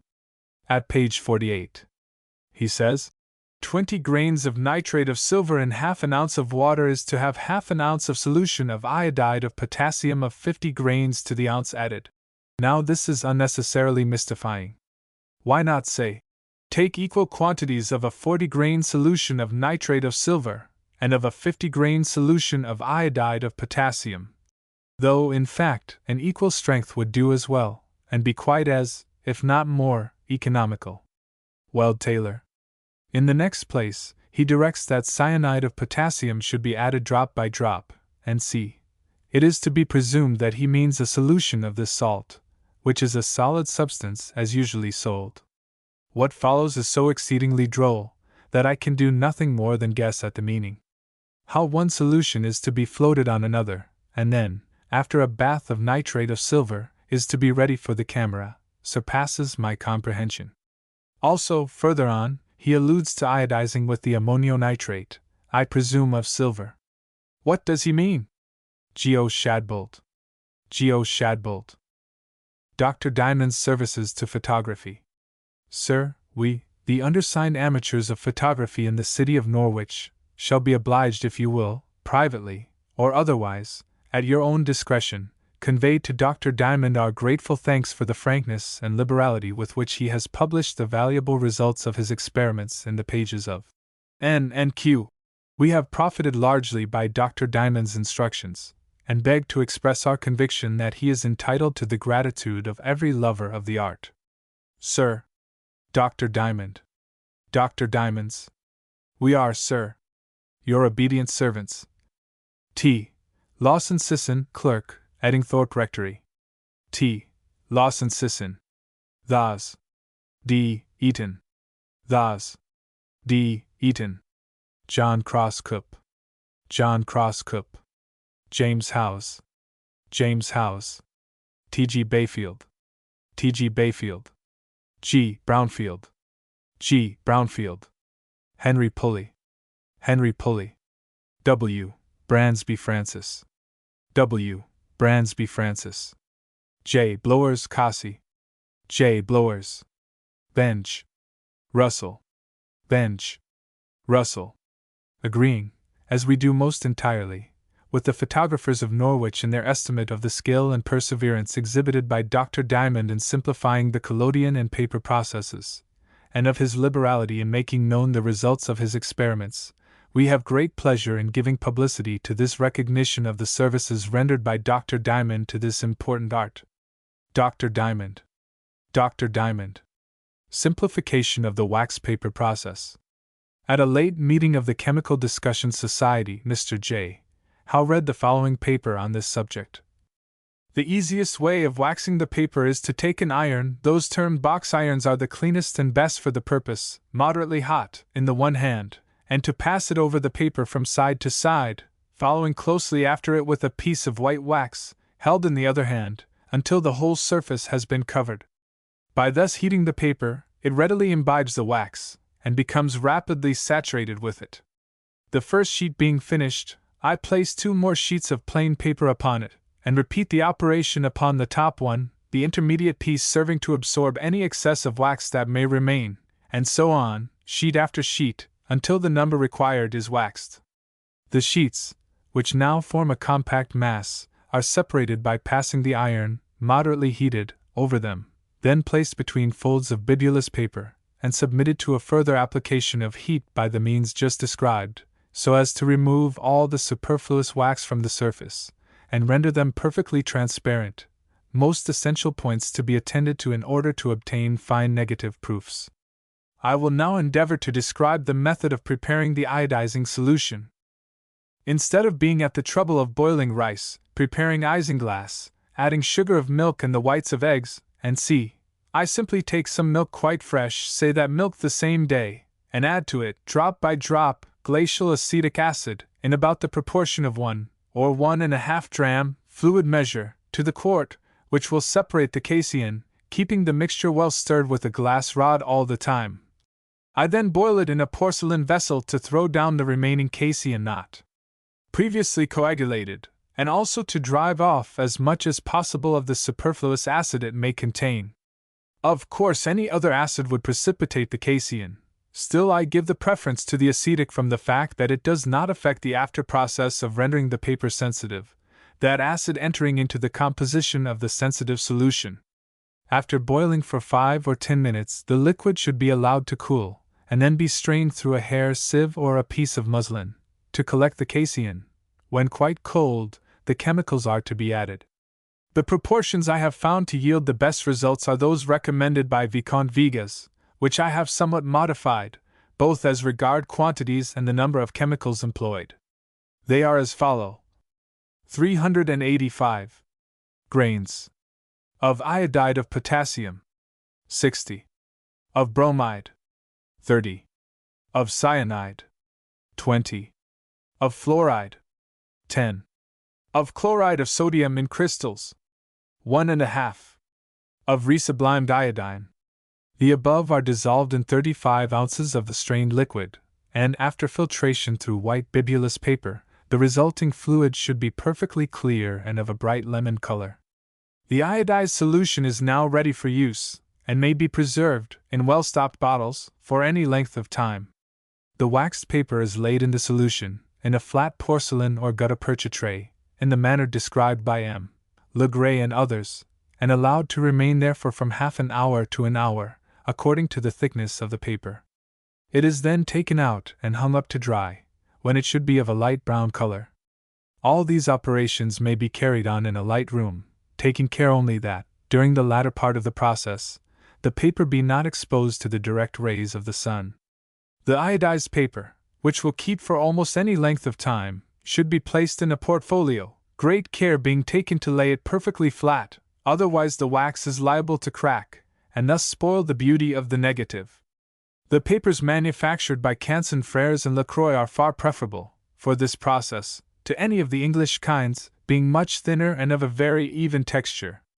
To render the paper sensitive, use the following solution: 150 grains nitrate of silver crystals, 3 fluid drams glacial acetic acid, crystallizable, 5 ounces distilled water. This solution is applied in the way described by Legray, the marked side of the paper being towards the exciting fluid. The paper is washed in distilled water and dried, as nearly as possible, between folds of bibulous paper. It should be kept, till required for the camera, in a portfolio, between sheets of stout blotting paper, carefully protected from the slightest ray of light, and from the action of atmospheric air. If prepared with any degree of nicety, it will remain sensitive for 2 or 3 weeks. Indeed, I have seen some very beautiful results on paper which had been kept for a period of 6 weeks. At this time of year, an exposure in the camera of from 10 to 20 minutes is requisite. The picture may be developed with gallic acid immediately after its removal from the camera, or, if more convenient, that part of the process may be delayed for several days. Whilst at this section of my paper, I may, perhaps, be allowed to describe a method of preparing the solution of gallic acid, whereby it may be kept, in a good state of preservation, for several months. I have kept it myself for 4 months, and have found it, after the lapse of that period, infinitely superior to the newly made solution. This process has, I am informed, been alluded to in photographic circles, but not having seen it in print, and presuming the fact to be one of great practical importance, I trust I shall be excused for introducing it here, should it not possess that degree of novelty I attribute to it. What is generally termed a saturated solution of gallic acid is, I am led to believe, nothing of the kind. In all the works on photography, the directions given run generally as follow: put an excess of gallic acid into distilled water, shake the mixture for about 5 minutes, allow it to deposit, and then pour off the supernatant fluid, which is found to be a saturated solution of the acid. Now I have found by constant experiment, that by keeping an excess of acid in water for several days, the strength of the solution is greatly increased, and its action as a developing agent materially improved. The method I have adopted is to put half an ounce of crystallized gallic acid into a stoppered quart bottle, and then so to fill it up with water as that, when the stopper is inserted, a little of the water is displaced, and consequently, every particle of air excluded. The solution thus prepared will keep for several months. When a portion of it is required, the bottle should be refilled with fresh distilled water, the same care being taken to exclude every portion of atmospheric air, to the presence of which I am led to believe is due the decomposition of the ordinary solution of gallic acid. It will be needless to detain you further in explaining the after processes, and see, to be found in any of the recent works on the waxed paper process, the translation of the last edition of Le Gray being the one to which I give the preference. The Burial Service said by heart. Volume 7, page 13. Southey has confounded 2 stories in conjecturing that the anecdote mentioned by B.P. Spratt related to Bull. It was the baptismal and not the funeral service that Bull repeated from memory. I quote from his Life by Robert Nelson. A particular instance of this happened to him while he was minister of St. George's, near Bristol, which, because it showeth how valuable the liturgy is in itself, and what unreasonable prejudices are sometimes taken up against it, the reader will not, I believe, think it unworthy to be related. He was sent for to baptize the child of a dissenter in his parish, upon which occasion he made use of the office of baptism as prescribed by the Church of England, which he had got entirely by heart. And he went through it with so much readiness and freedom, and yet with so much gravity and devotion, and gave that life and spirit to all that he delivered, that the whole audience was extremely affected with his performance. And notwithstanding that he used the sign of the cross, yet they were so ignorant of the offices of the Church, that they did not thereby discover that it was the common prayer. But after that he had concluded that holy action, the father of the child returned him a great many thanks, intimating at the same time with how much greater edification they prayed who entirely depended upon the Spirit of God for his assistance in their extempore effusions, than those did who tied themselves up to premeditated forms, and that, if he had not made the sign of the cross, that badge of popery, as he called it, nobody could have formed the least objection against his excellent prayers. Upon which, Mr. Bull, hoping to recover him from his ill-grounded prejudices, showed him the office of baptism in the liturgy, wherein was contained every prayer that was offered up to God on that occasion, which, with farther arguments that he then urged, so effectually wrought upon the good man and his whole family, that they always after that time frequented the parish church, and never more absented themselves from Mr. Bull's communion. Pages 39-41, London, 1714, 8 vo. Some few dates will prove that Bull could not have been the person alluded to. B.P. Spratt's discourse to the clergy of his diocese was delivered in the year 1695. and he speaks of the minister of the London parish as one who was afterwards an eminent bishop of our church. We must therefore suppose him to have been dead at the time of B.P. Spratt's visitation. Now, in the first place, as J.K. remarks, Bull never held a London cure. And in the second place, he was not consecrated bishop until the 29th of April 1705, 10 years after B.P. Spratt's visitation, and did not die until February 1709-10. Life, pages 410, 474. Southey's conjecture is therefore fatally wrong. And now as regards B.P. Hackett. The omission of the anecdote from the life prefixed to his sermons must, I think, do away with his claims also, though he was restored to his parish of St. Andrews, Holborn, and was not consecrated Bishop of Lichfield until December 1661. Unfortunately, I have not always followed Captain Cuttle's advice, or I should now be able to contribute some more decisive information. I have my own suspicions on the matter, but am afraid to guess in print. R.T. Warmington. The prelate to whom your correspondent alludes was Dr. John Hackett, rector of St. Andrews, Holborn, Cons to the See of Lichfield and Coventry on December 22, 1661. The anecdote was first related by Granger. Chalmers's Biography Dict, Volume 17, page 7. Bishop Bull, while rector of St. George's near Bristol, said the baptismal office by heart on one occasion. Nelson's Life, I. Section 9. Page 34, Works, Oxford, 1827. Mackenzie Walcott, M.A. Mackenzie Walcott. Replies to Minor Queries. Mary Queen of Scots Gold Cross, Volume 6, page 486. Would it not facilitate the identification of the Gold Cross of Mary Queen of Scots, in the possession of Mr. Price of Glasgow, if a representation of it was sent to the Illustrated London News, as the publication of it by that journal would lead antiquaries to the identification of a valuable historical relic? I hope you will insert the above in N and Q, in the hope it may meet the eye of Mr. Price, and lead to a satisfactory result. Mr. Price. W. H. C. Jennings Family, Volume 6, page 362. This family is supposed to have continued from some time in Cornwall, after the visitation of 1620, but the name is not now found there in any great respectability. William Jennings of Saltash was Sheriff of Cornwall, 1678, but his arms differ from those of the Visitation, argent, a chevron gules between three mariners, plummet sable. Francis Jennings, who recorded the pedigree of 1620, married the daughter of Spore of Trebartha, and in a MS. book of that family, compiled about the latter part of the 17th century, the same arms, strange to say, are stated to be his, and not the lion rampant of the Jennings of Shropshire. This seems to support the hypothesis that William Jennings, the sheriff, was the same family. The Spore Mrs. also mention Ursula, sister of Sir William Walrond of Bradfield, Devon, who married first William Jennings of Plymouth, the sheriff, and afterwards the Rev. William Croker, rector of Walfrey, Wolfardusworthy, Devon. Per curiosis. Adamson's England's Defense, Volume 6, page 580, is well worth attention at the present time, as is also its synopsis before publication, annexed to Statisticos, by John Digges, Muster Master, N.C. 4-2, 1590, and filling pages 369 to 380.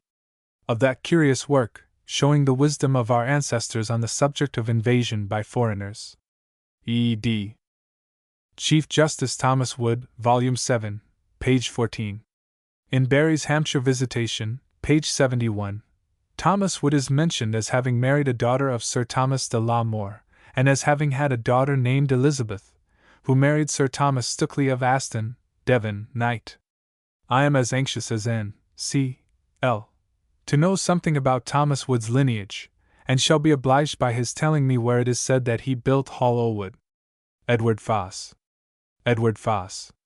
Aldeborn de Foscafornio, Volume 7, page 40. This euphonious and formidable name will be found in the most tragical tragedy that ever was tragedized by any company of tragedians, viz. Chrononhodenthologos, written by Honest Mary Harry Carey, who wrote also The Dragon of Wantley, a burlesque opera, founded on the old ballad of that name, The Dragoness, a sequel to The Dragon, and C. While the public were applauding his dramatic drolleries and beautiful ballads, of which the most beautiful is Sally in Our Alley, their unhappy author, in a fit of despondency, destroyed himself at his lodgings in Warner Street, Clerkenwell. There is an engraving by Faber, in 1729, of Harry Carey, from a painting by Worsdale, the celebrated Jemmy, which is rare. George Daniel. We are indebted to several other correspondents for replies to the query of F. R. S. Statue of St. Peter at Rome, Volume 6, page 604. This well-known bronze statue is falsely stated to be a Jupiter converted. It is very far from being true, though popularly it passes as truth, that the statue in question is the ancient statue of Jupiter Capitolinus, with certain alterations. Another commonly received opinion regarding this statue is that it was cast for a St. Peter, but of the metal of the statue of Jupiter Capitolinus. But this can scarcely be true, for Martial informs us that in his own time the statue of the Capitoline Jupiter was not of bronze but of gold. Scriptus et eterno nunc primum Jupiter oro. Lib 11. EP 4. Undoubtedly the statue was cast for a St. Peter.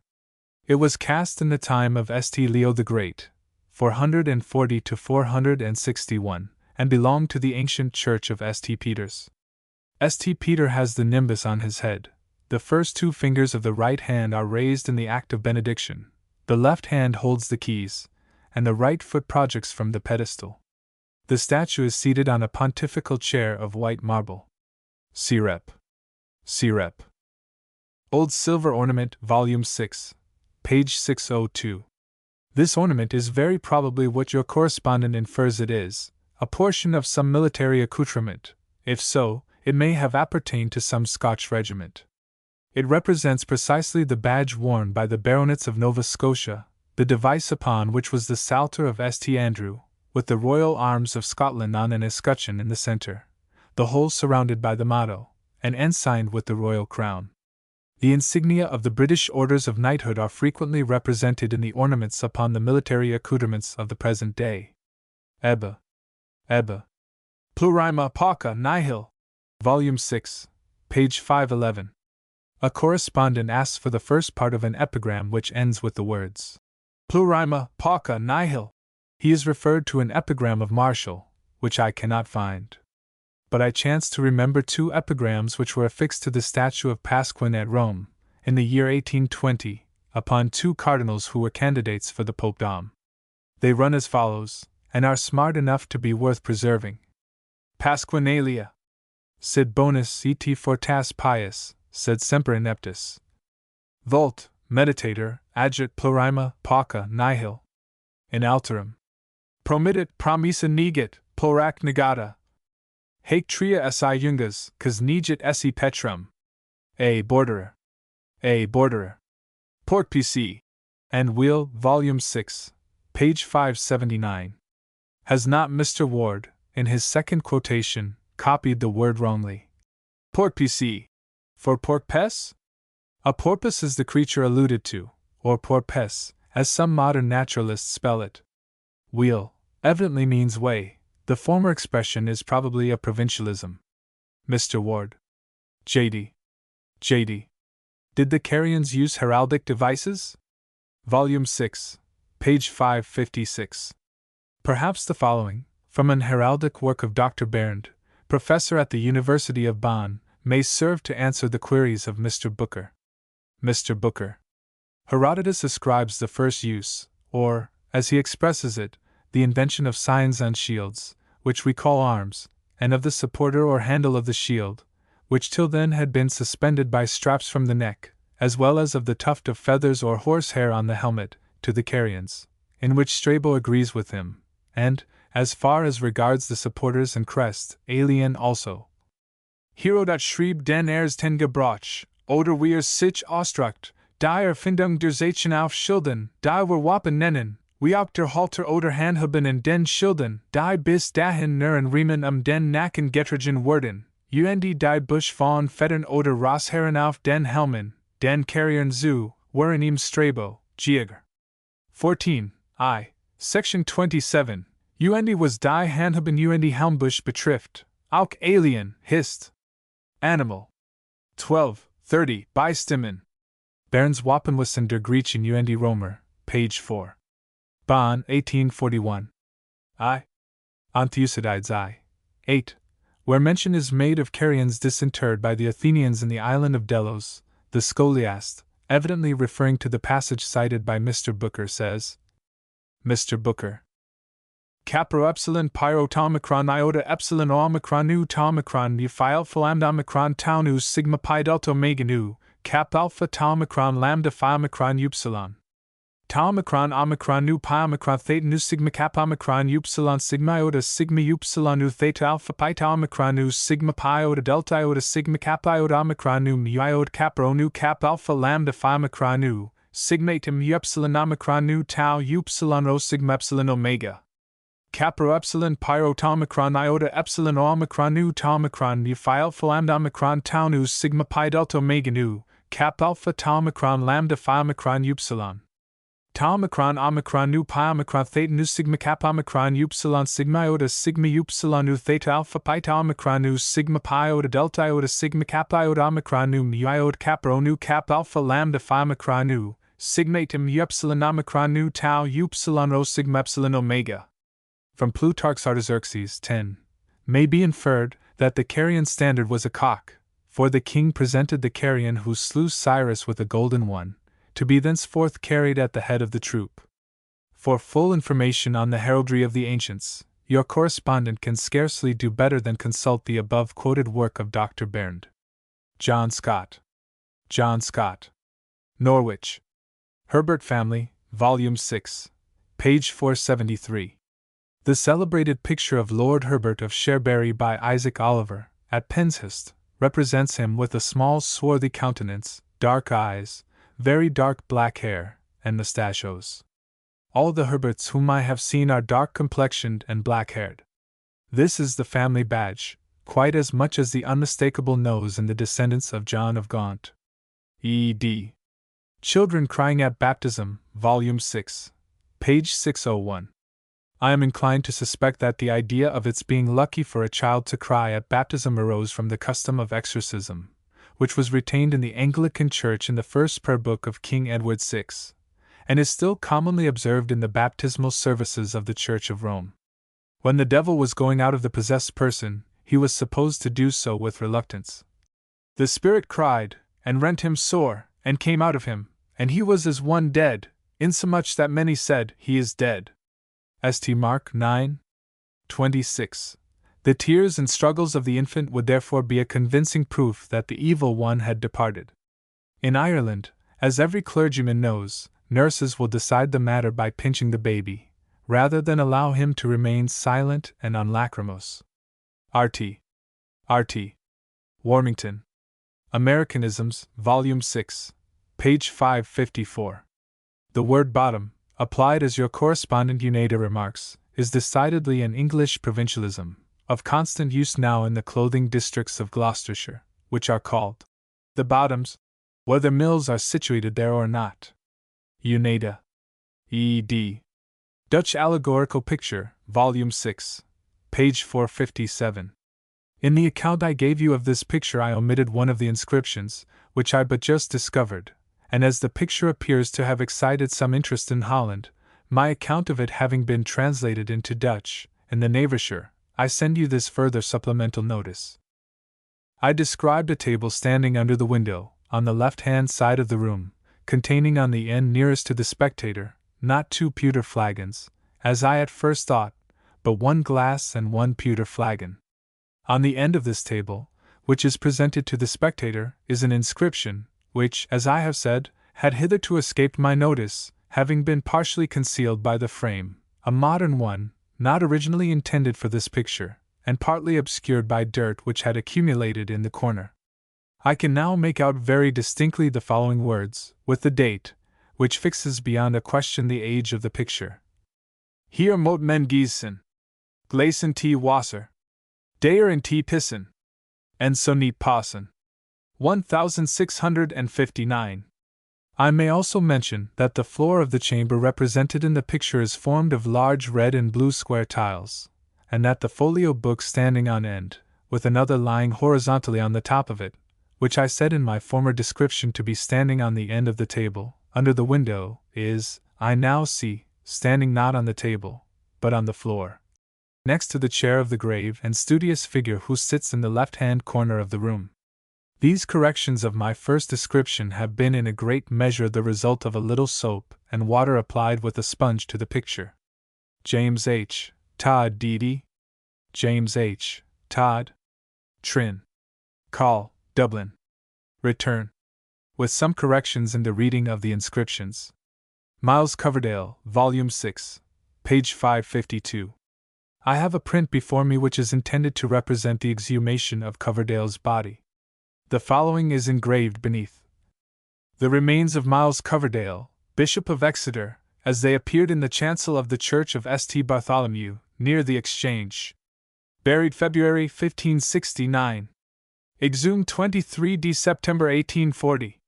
Chabot Zinco, Skinner Street. If I am not mistaken, his remains were carried to the church of St. Magnus, near London Bridge, and reinterred. W. P. Storer. W. P. Storer. Olney Bucks. Miscellaneous. Notes on books, etc. One of the most beautifully got-up cheap publications which we have seen for a long time is the new edition of Byron's poems, just issued by Mr. Murray. It consists of 8 half-crown volumes, which may be separately purchased, viz.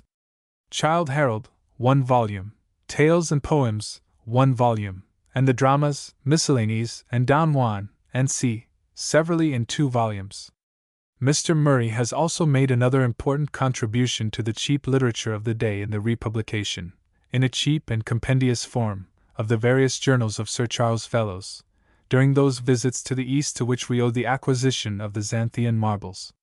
The present edition of his travels and researches in Asia Minor, and more particularly in the province of Lycia, as it embraces the substance of all Sir Charles's various journals and pamphlets, and only omits the Greek and Lycian inscriptions, and lists of plants and coins, and such plates as were not capable of being introduced into the present volume, will, we have no doubt, be acceptable to a very numerous class of readers, and takes its place among the most interesting of the various popular narratives of Eastern travel.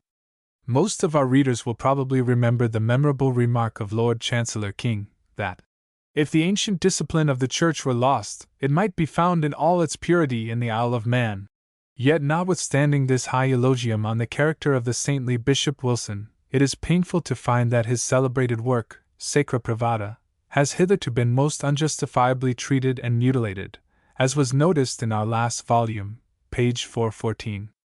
But here we have before us, in a beautifully printed edition of this valuable work, the good bishop himself, what he thought, and what he wrote, in his private meditations, devotions, and prayers, now for the first time printed from his original manuscripts preserved in the library of Chowne College, London. Much praise is due to the editor for bringing this manuscript before the public, as well as for the careful superintendence of the press, and we sincerely hope he will continue his labors of research in Chowne College as well as in other libraries. There are doubtless many of our readers who echo Ben Jonson's wish that Shakespeare had blotted many a line, referring of course to those characteristic of the age, not of the man, which cannot be read aloud. To all such, the announcement that Messrs. Longman have commenced the publication in monthly volumes of a new edition of Bowdler's Family Shakespeare, in which nothing is added to the original text, but those words and expressions are omitted which cannot with propriety be read in a family, will be welcome intelligence. The work is handsomely printed in 5-shilling volumes, of which the first 3 are already published. Books received: Memoirs of James Logan, a distinguished scholar and Christian legislator, and c. by Wilson Armistead. An interesting biography of a friend of William Penn, and one of the most learned of the early emigrants to the American continent. Yuletide Stories, a collection of Scandinavian and North German popular tales and traditions. The name of the editor, Mr. Benjamin Thorpe, is a sufficient guarantee for the value of this new volume of Bond's Antiquarian Library. In his Philological Library, Mr. Bone has published a new and enlarged edition of Mr. Dawson W. Turner's Notes on Herodotus, while in his Classical Library he has given the Pharsalia of Lucan literally translated into English prose, with copious notes, by H. T. Riley, B.A., and has enriched his scientific library by the publication of Dr. Chalmers's Bridgewater Treatise on the Power, Wisdom, and Goodness of God, as manifested in the adaptation of external nature to the moral and intellectual constitution of man, with the author's last corrections, and a biographical preface by Dr. Cumming. Books received. Photographic manipulation. The wax paper process of Gustave Le Gray, translated from the French, published by Knight and Sons, and Henne's directions for obtaining both positive and negative pictures upon glass by means of the collodion process, and c. published by Delatouche and Company, are two little pamphlets which will repay the photographer for perusal, but are deficient in that simplicity of process which is so much to be desired if photography is to be made more popular. Books in odd volumes. Wanted to purchase. Townsend's Parisian Costumes. 3 vols 4 1831 to 1839. Townsend's Parisian Costumes. The Book of Adam. The Book of Adam. The Testaments of the 12 Patriarchs, the Sons of Jacob. The Testaments of the 12 Patriarchs, the Sons of Jacob. Massinger's Plays by Gifford. Volume 4. 8 vo. 2nd edition. 1813. Massinger's Plays. Gifford. Spectator. Volumes V and 7. 12 mo. London, 1753. Spectator. Costerus, François, 50 Meditations de tout l'histoire de la Passion de Notre Seigneur. 8 vo. Envers Christ. Plantin. Costerus, François, 50 Meditations de tout l'histoire de la Passion de Notre Seigneur. The World Without a Sun. The World Without a Sun. Guardian. 12 mo. Guardian. 2 Discourses of Purgatory and Prayers for the Dead, by W. M. Wake. 1687. 2 Discourses of Purgatory and Prayers for the Dead. W. M. Wake. What the Chartists Are. A Letter to English Working Men, by a Fellow Laborer. 12 mo. London, 1848. What the Chartists Are. Letter of Church Rates, by Ralph Barnes. 8 vo. London, 1837. Letter of Church Rates. Ralph Barnes. Coleman's translation of Horace de Arte Poetica. 4 1783. Coleman's translation of Horace de Arte Poetica. Casaubon's Treatise on Greek and Roman Satire. Casaubon's Treatise on Greek and Roman Satire. Boscawen's Treatise on Satire. London, 1797. Boscawen's Treatise on Satire. Johnson's Lives, Walker's Classics. Volume 1. Johnson's Lives. Tidmarsh's Paris Sketchbook. Post 8 vo. Volume 1. Macroni 1840. Tidmarsh's Paris Sketchbook. Fielding's Works. Volume 11. Being second of Amelia. 12 mo. 1808. Fielding's Works. Holcroft's La Victor. Volume 1. 8 vo. 1789. Holcroft's La Victor. Otway. Volumes I and II. 8 vo. 1768. Otway. Edmondson's Heraldry. Volume 2.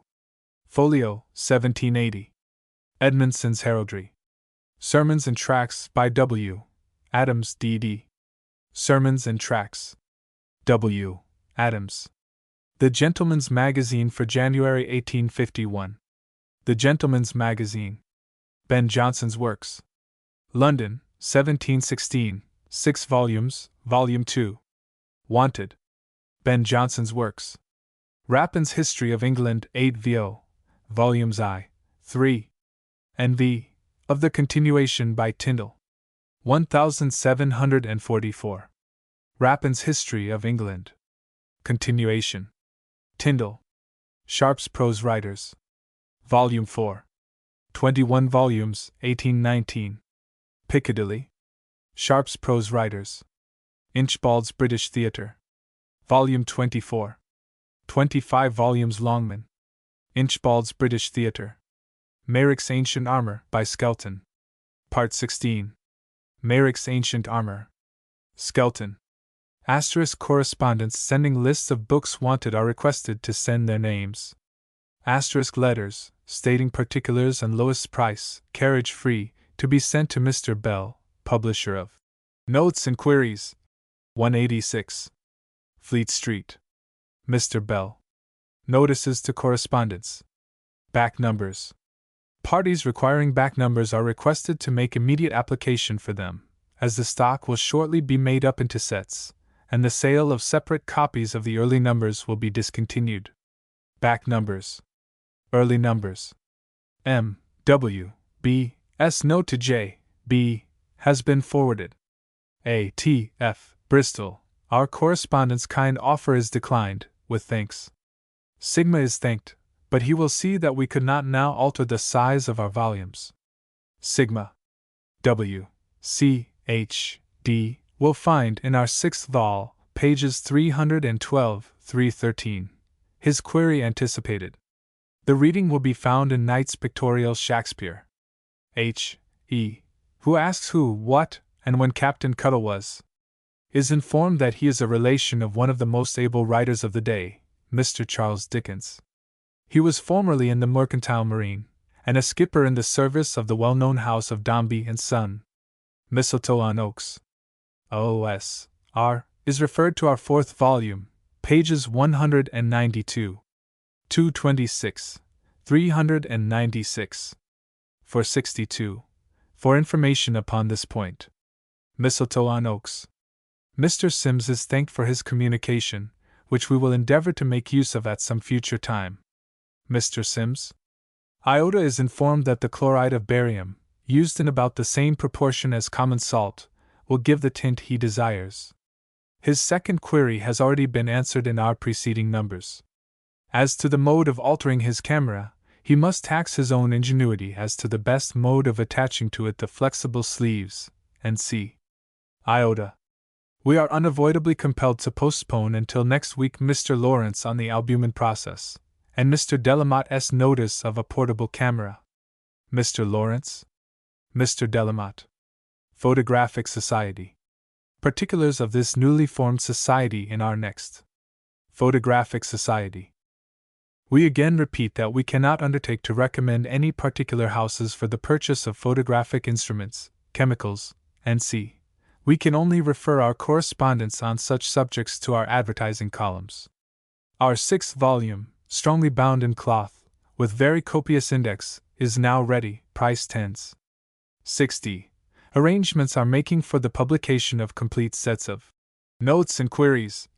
Price 3 guineas for the 6 volumes. Our 6th volume, Notes and Queries. Notes and Queries is published at noon on Friday, so that the country booksellers may receive copies in that night's parcel, and deliver them to their subscribers on the Saturday. Notes and Queries. Bennett's Model Watch, as shown at the Great Exhibition No. 1. Class X, in gold and silver cases, in 5 qualities, and adapted to all climates, may now he had at the manufactory, 65. Cheapside. Superior gold London-made patent levers, 17, 15, and 12 guineas. Ditto, in silver cases, 8, 6, and 4 guineas. First-rate Geneva levers, in gold cases, 12, 10, and 8 guineas. Ditto, in silver cases, 8, 6, and 5 guineas. Superior lever, with chronometer balance, gold 27, 23, and 19 guineas. Bennett's pocket chronometer, gold, 50 guineas, silver, 40 guineas. Every watch skillfully examined, timed, and its performance guaranteed. Barometers 2L, 3L, and 4L, thermometers from 1S, each. Bennett's Model Watch. Bennett. Watch, clock, and instrument maker to the Royal Observatory, the Board of Ordnance, the Admiralty, and the Queen. 65. Cheapside. Western Life Assurance and Annuity Society. 3. Parliament Street, London. Founded AD 1842. Directors: H. Edgeworth Bicknell, Esq. William Cabell, Esq. T. Summers Cox, June, Esq. MPG. Henry Drew, Esq. William Evans, Esq. William Freeman, Esq. F. Fuller, Esq. J. Henry Goodhart, Esq. T. Gristle, Esq. James Hunt, Esq. J. Arscott Lethbridge, Esq. E. Lucas, Esq. James Liz Seeger, Esq. J. Basley White, Esq. Joseph Carter Wood, Esq. Trustees: W. Waitley, Esq. QC, L. C. Humphrey, Esq. QC, George Drew, Esq. Consulting Counsel: Sir W. M. P. Wood, MP. Physician: William Rich. Basham, MD. Bankers: Messrs. Cox, Biddulph and Company, Charing Cross. Valuable privilege. Policies effected in this office do not become void through temporary difficulty in paying a premium, as permission is given upon application to suspend the payment at interest, according to the conditions detailed on the prospectus. Specimens of rates of premium for assuring 100L, with a share in 3/4 of the profits. Age: S. D. Age: S. D. 17. 1. 14. 4. 32. 2. 10. 8. 22. 1. 18. 8. 37. 2. 18. 6. 27. 2. 4. 5. 42. 3. 8. 2. Arthur Scratchley, M.A. FRAS, Actuary. Now ready, price 10s. 60.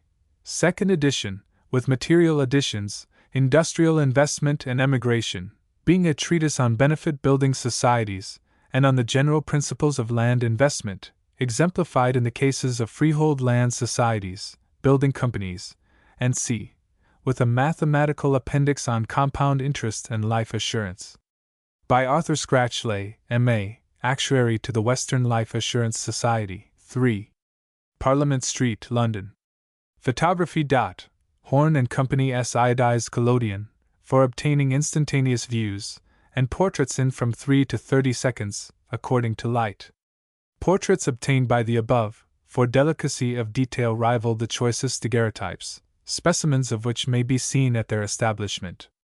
Also, every description of apparatus, chemicals, and C.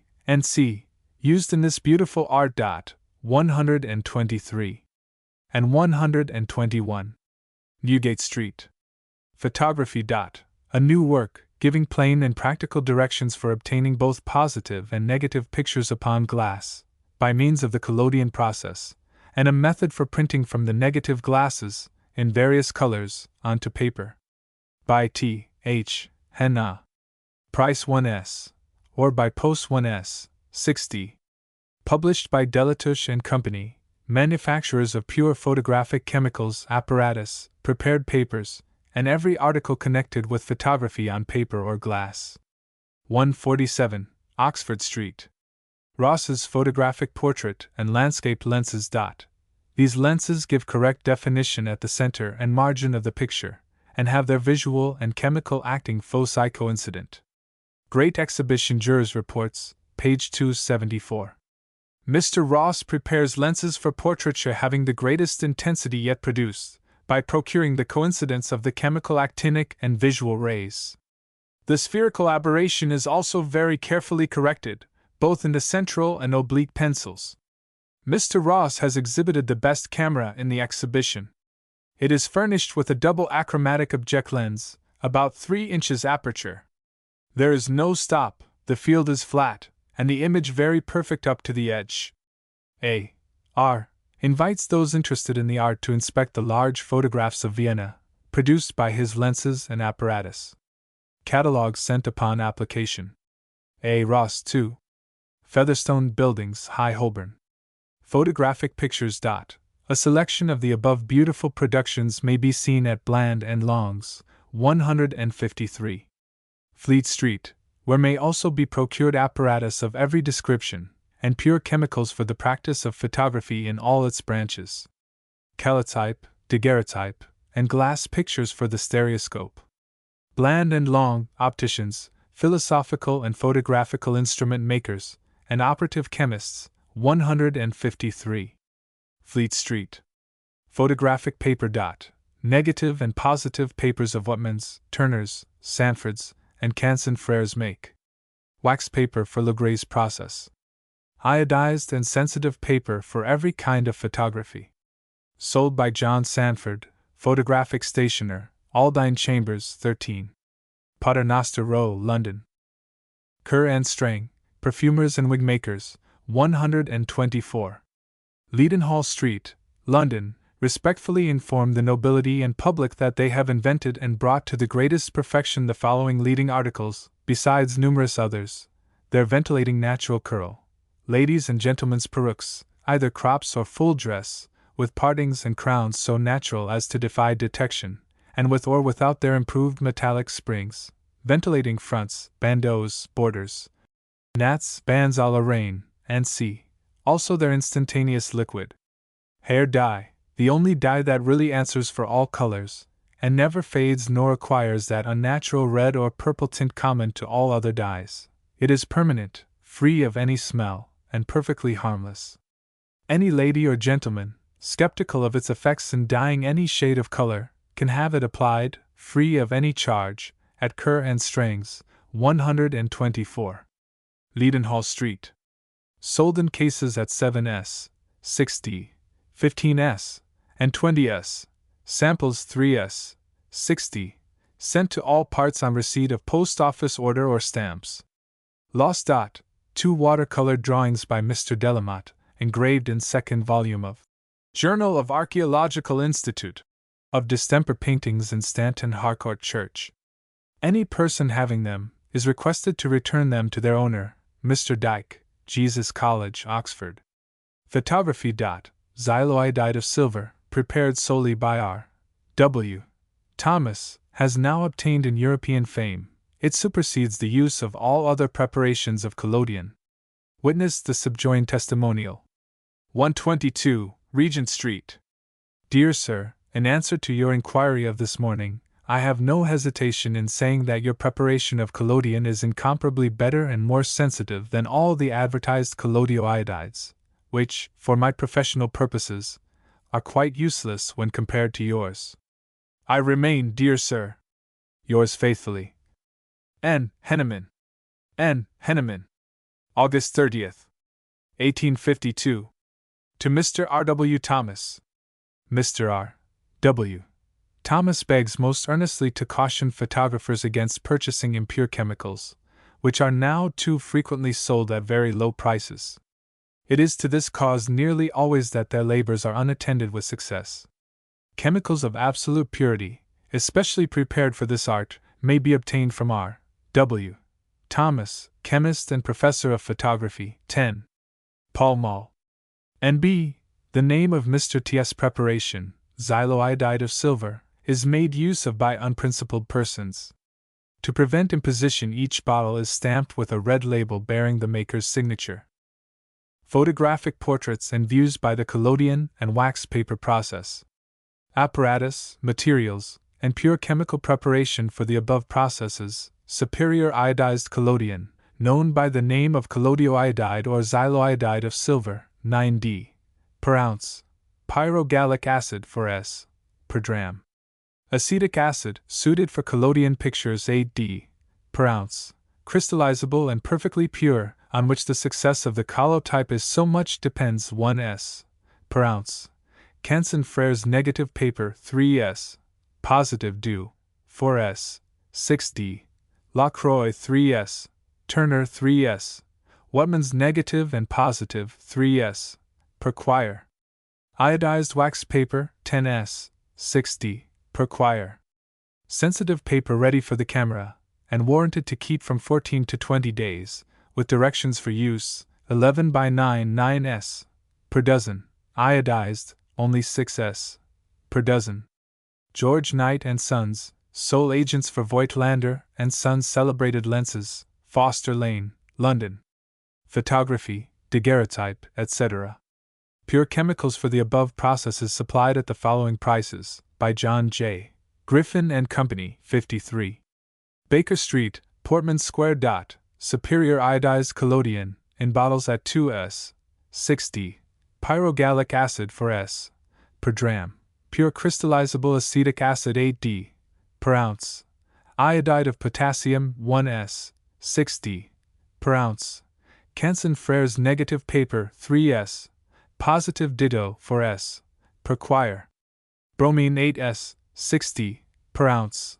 Iodine 2s. 60. per ounce. Charcoal 1s. per bottle. Rouge 1s.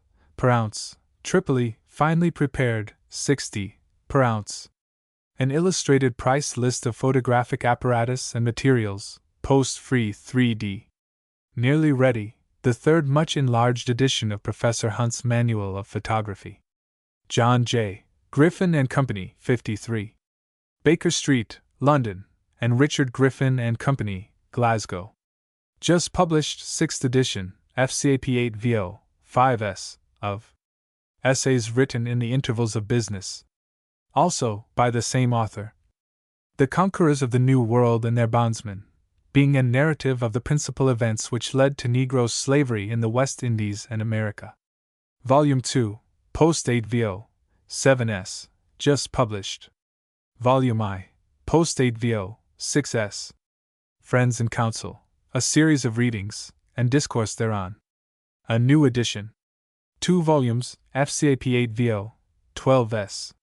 Companions of My Solitude. FCAP 8 VO, 6s, 3rd edition. The Claims of Labor.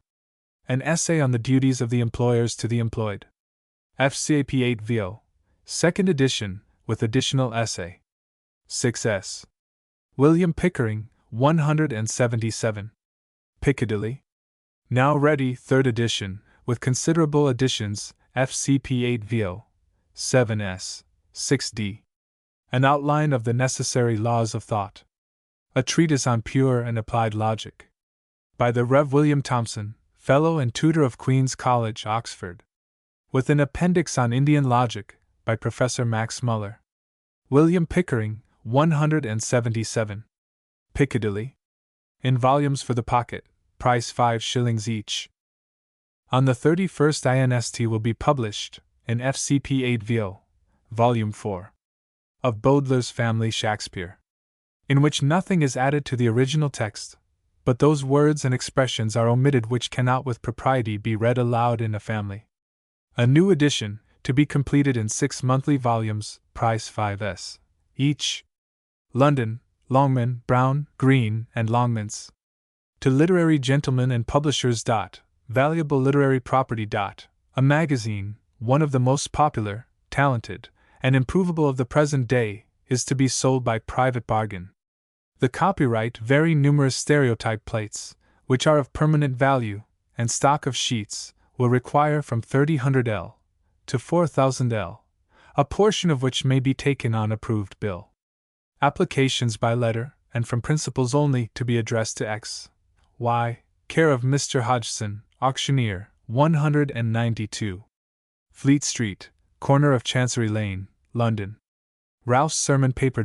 This approved paper is particularly deserving the notice of the clergy, as, from its particular form, each page measuring 5 3/4 by 9 inches, it will contain more matter than the size in ordinary use, and from the width being narrower, is much more easy to read, adapted for expeditious writing with either the quill or metallic pen, price 5s.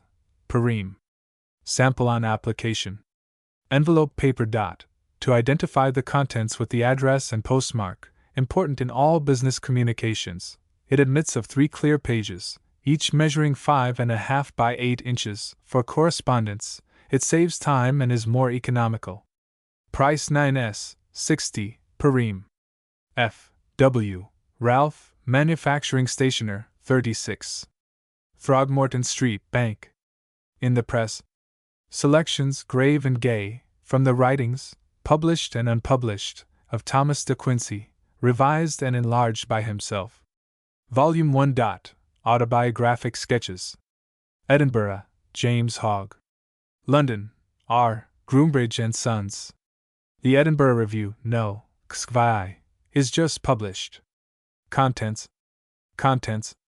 I. Bunson's Hippolytus and His Age. 2. Jervis's History of the Island of Corfu and the Ionian Islands. 3. Saul of Tarsus. 4. Hungarian Revolution. V. Cathedral Reform. 6. Our Indian Army. 7. Montalembert. 8. Mrs. Jameson's Legends of the Madonna, as represented in the Fine Arts. 9. The Fall of the Derby Ministry. London, Longman and Company, Edinburgh A. and C. Black. To all who have farms or gardens. The Gardener's Chronicle and Agricultural Gazette. The horticultural part edited by Professor Linley. Of Saturday, January 15th, contains articles on agricultural societies, arithmetic, rational, Rev. Botany, cryptogamic, calendar, horticultural, cattle, fat, Chironia, the College, Cirencester, draining, Davis on England, climate of estates, improvement of settled food, brewers' grains as fruit trees, oblique, with engraving, grapes, red Hamburg, hyacinth, hints on irrigation, and liquid manure by Mr. Mecchi. Laborers, employment of larch, durability of lime, to apply, by Mr. Summers. Manure liquid by Mr. Mecchi. Lime as mildew, effect of salt on, by Mr. Watson. Montague, Dr. Narcissus, dormant, by Mr. George. Pamelia, the plant bed mushk. Poultry, metropolitan show of weights of rain at Arundel. Roots, branch. Salt v. mildew, by Mr. Watson. Season, mildness of, by Mr. George. Seed trade. Shamrock, the Smithfield Club, cattle at societies, agricultural. Proceedings of the Kirtling Agricultural. Temperature, our winter. Tenant right. Tithe commutation, by Mr. Willich. Trees, oblique fruit, with engraving. Vines, effective soil on, by Mr. Urquhart. Walls, ivy on. Spring protection for weather, the in Sussex. Yuccas. Zygopetalon Mackay, by Mr. Woolley.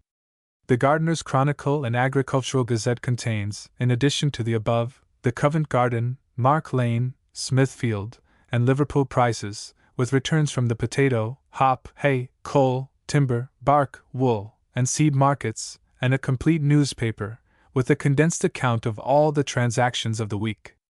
Order of any newsvendor. Office for Advertisements 5.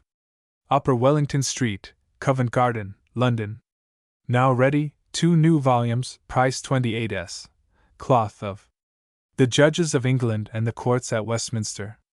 By Edward Foss, F.S.A. Volume 3, 1272 to 1377. Volume 4, 1377 to 1485. Lately published, price 28s. Cloth. Volume 1, 1066 to 1199. Volume 2, 1199 to 1272. A book which is essentially sound and truthful, and must therefore take its stand in the permanent literature of our country. Gent. Mag. London, Longman and Co. Now ready, price 25s. Second edition, revised and corrected. Dedicated by special permission to the late Archbishop of Canterbury. Psalms and hymns for the service of the Church. The words selected by the very Rev. H. Milman, D.D., Dean of St. Paul's. The music arranged for 4 voices, but applicable also to 2 or 1, including chants for the services, responses to the commandments, and a concise system of chanting by J. B. Sale, musical instructor and organist to Her Majesty. 4-2, neat, in Morocco cloth, price 25s. To be had of Mr. J. B. Sale, 21. Holywell Street, Millbank, Westminster, on the receipt of a post office order for the amount, and by order of the principal booksellers and music warehouses. System of chanting. A great advance on the works we have hitherto had, connected with our church and cathedral service. Times. A collection of psalm tunes certainly unequaled in this country. Literary Gazette. One of the best collections of tunes which we have yet seen. Well merits the distinguished patronage under which it appears. Musical World. A collection of psalms and hymns, together with a system of chanting of a very superior character to any which has hitherto appeared. John Bull. London, George Bell, 186. Fleet Street. Also, lately published. J. B. Sales Sanctus, Commandments and Chants as performed at the Chapel Royal St. James, Price 2s. C. Lonsdale, 26. Old Bond Street. 3 volumes 8 vo. Price 2l, 8s. A glossary of terms used in Grecian, Roman, Italian, and Gothic architecture. The 5th edition enlarged, exemplified by 1700 woodcuts. In the preparation of this, the 5th edition of the Glossary of Architecture, no pains have been spared to render it worthy of the continued patronage which the work has received from its first publication. The text has been considerably augmented, as well by the additions of many new articles, as by the enlargement of the old ones, and the number of illustrations has been increased from 1100 to 1700. Several additional foreign examples are given, for the purpose of comparison with English work of the same periods. In the present edition, considerably more attention has been given to the subject of medieval carpentry. The number of illustrations of open timber roofs has been much increased, and most of the carpenter's terms in use at the period have been introduced with authorities. Preface to the 5th edition. John Henry Parker, Oxford, and 377. Strand, London. Printed by Thomas Clark Shaw, of No. 8. New Street Square, at No. 5. New Street Square, in the parish of St. Bride, in the City of London, and published by George Bell, of No. 186. Fleet Street, in the parish of St. Dunstan in the West, in the City of London, publisher, at No. 186. Fleet Street aforesaid. Saturday, January 22nd, 1853. Thomas Clark Shaw. George Bell.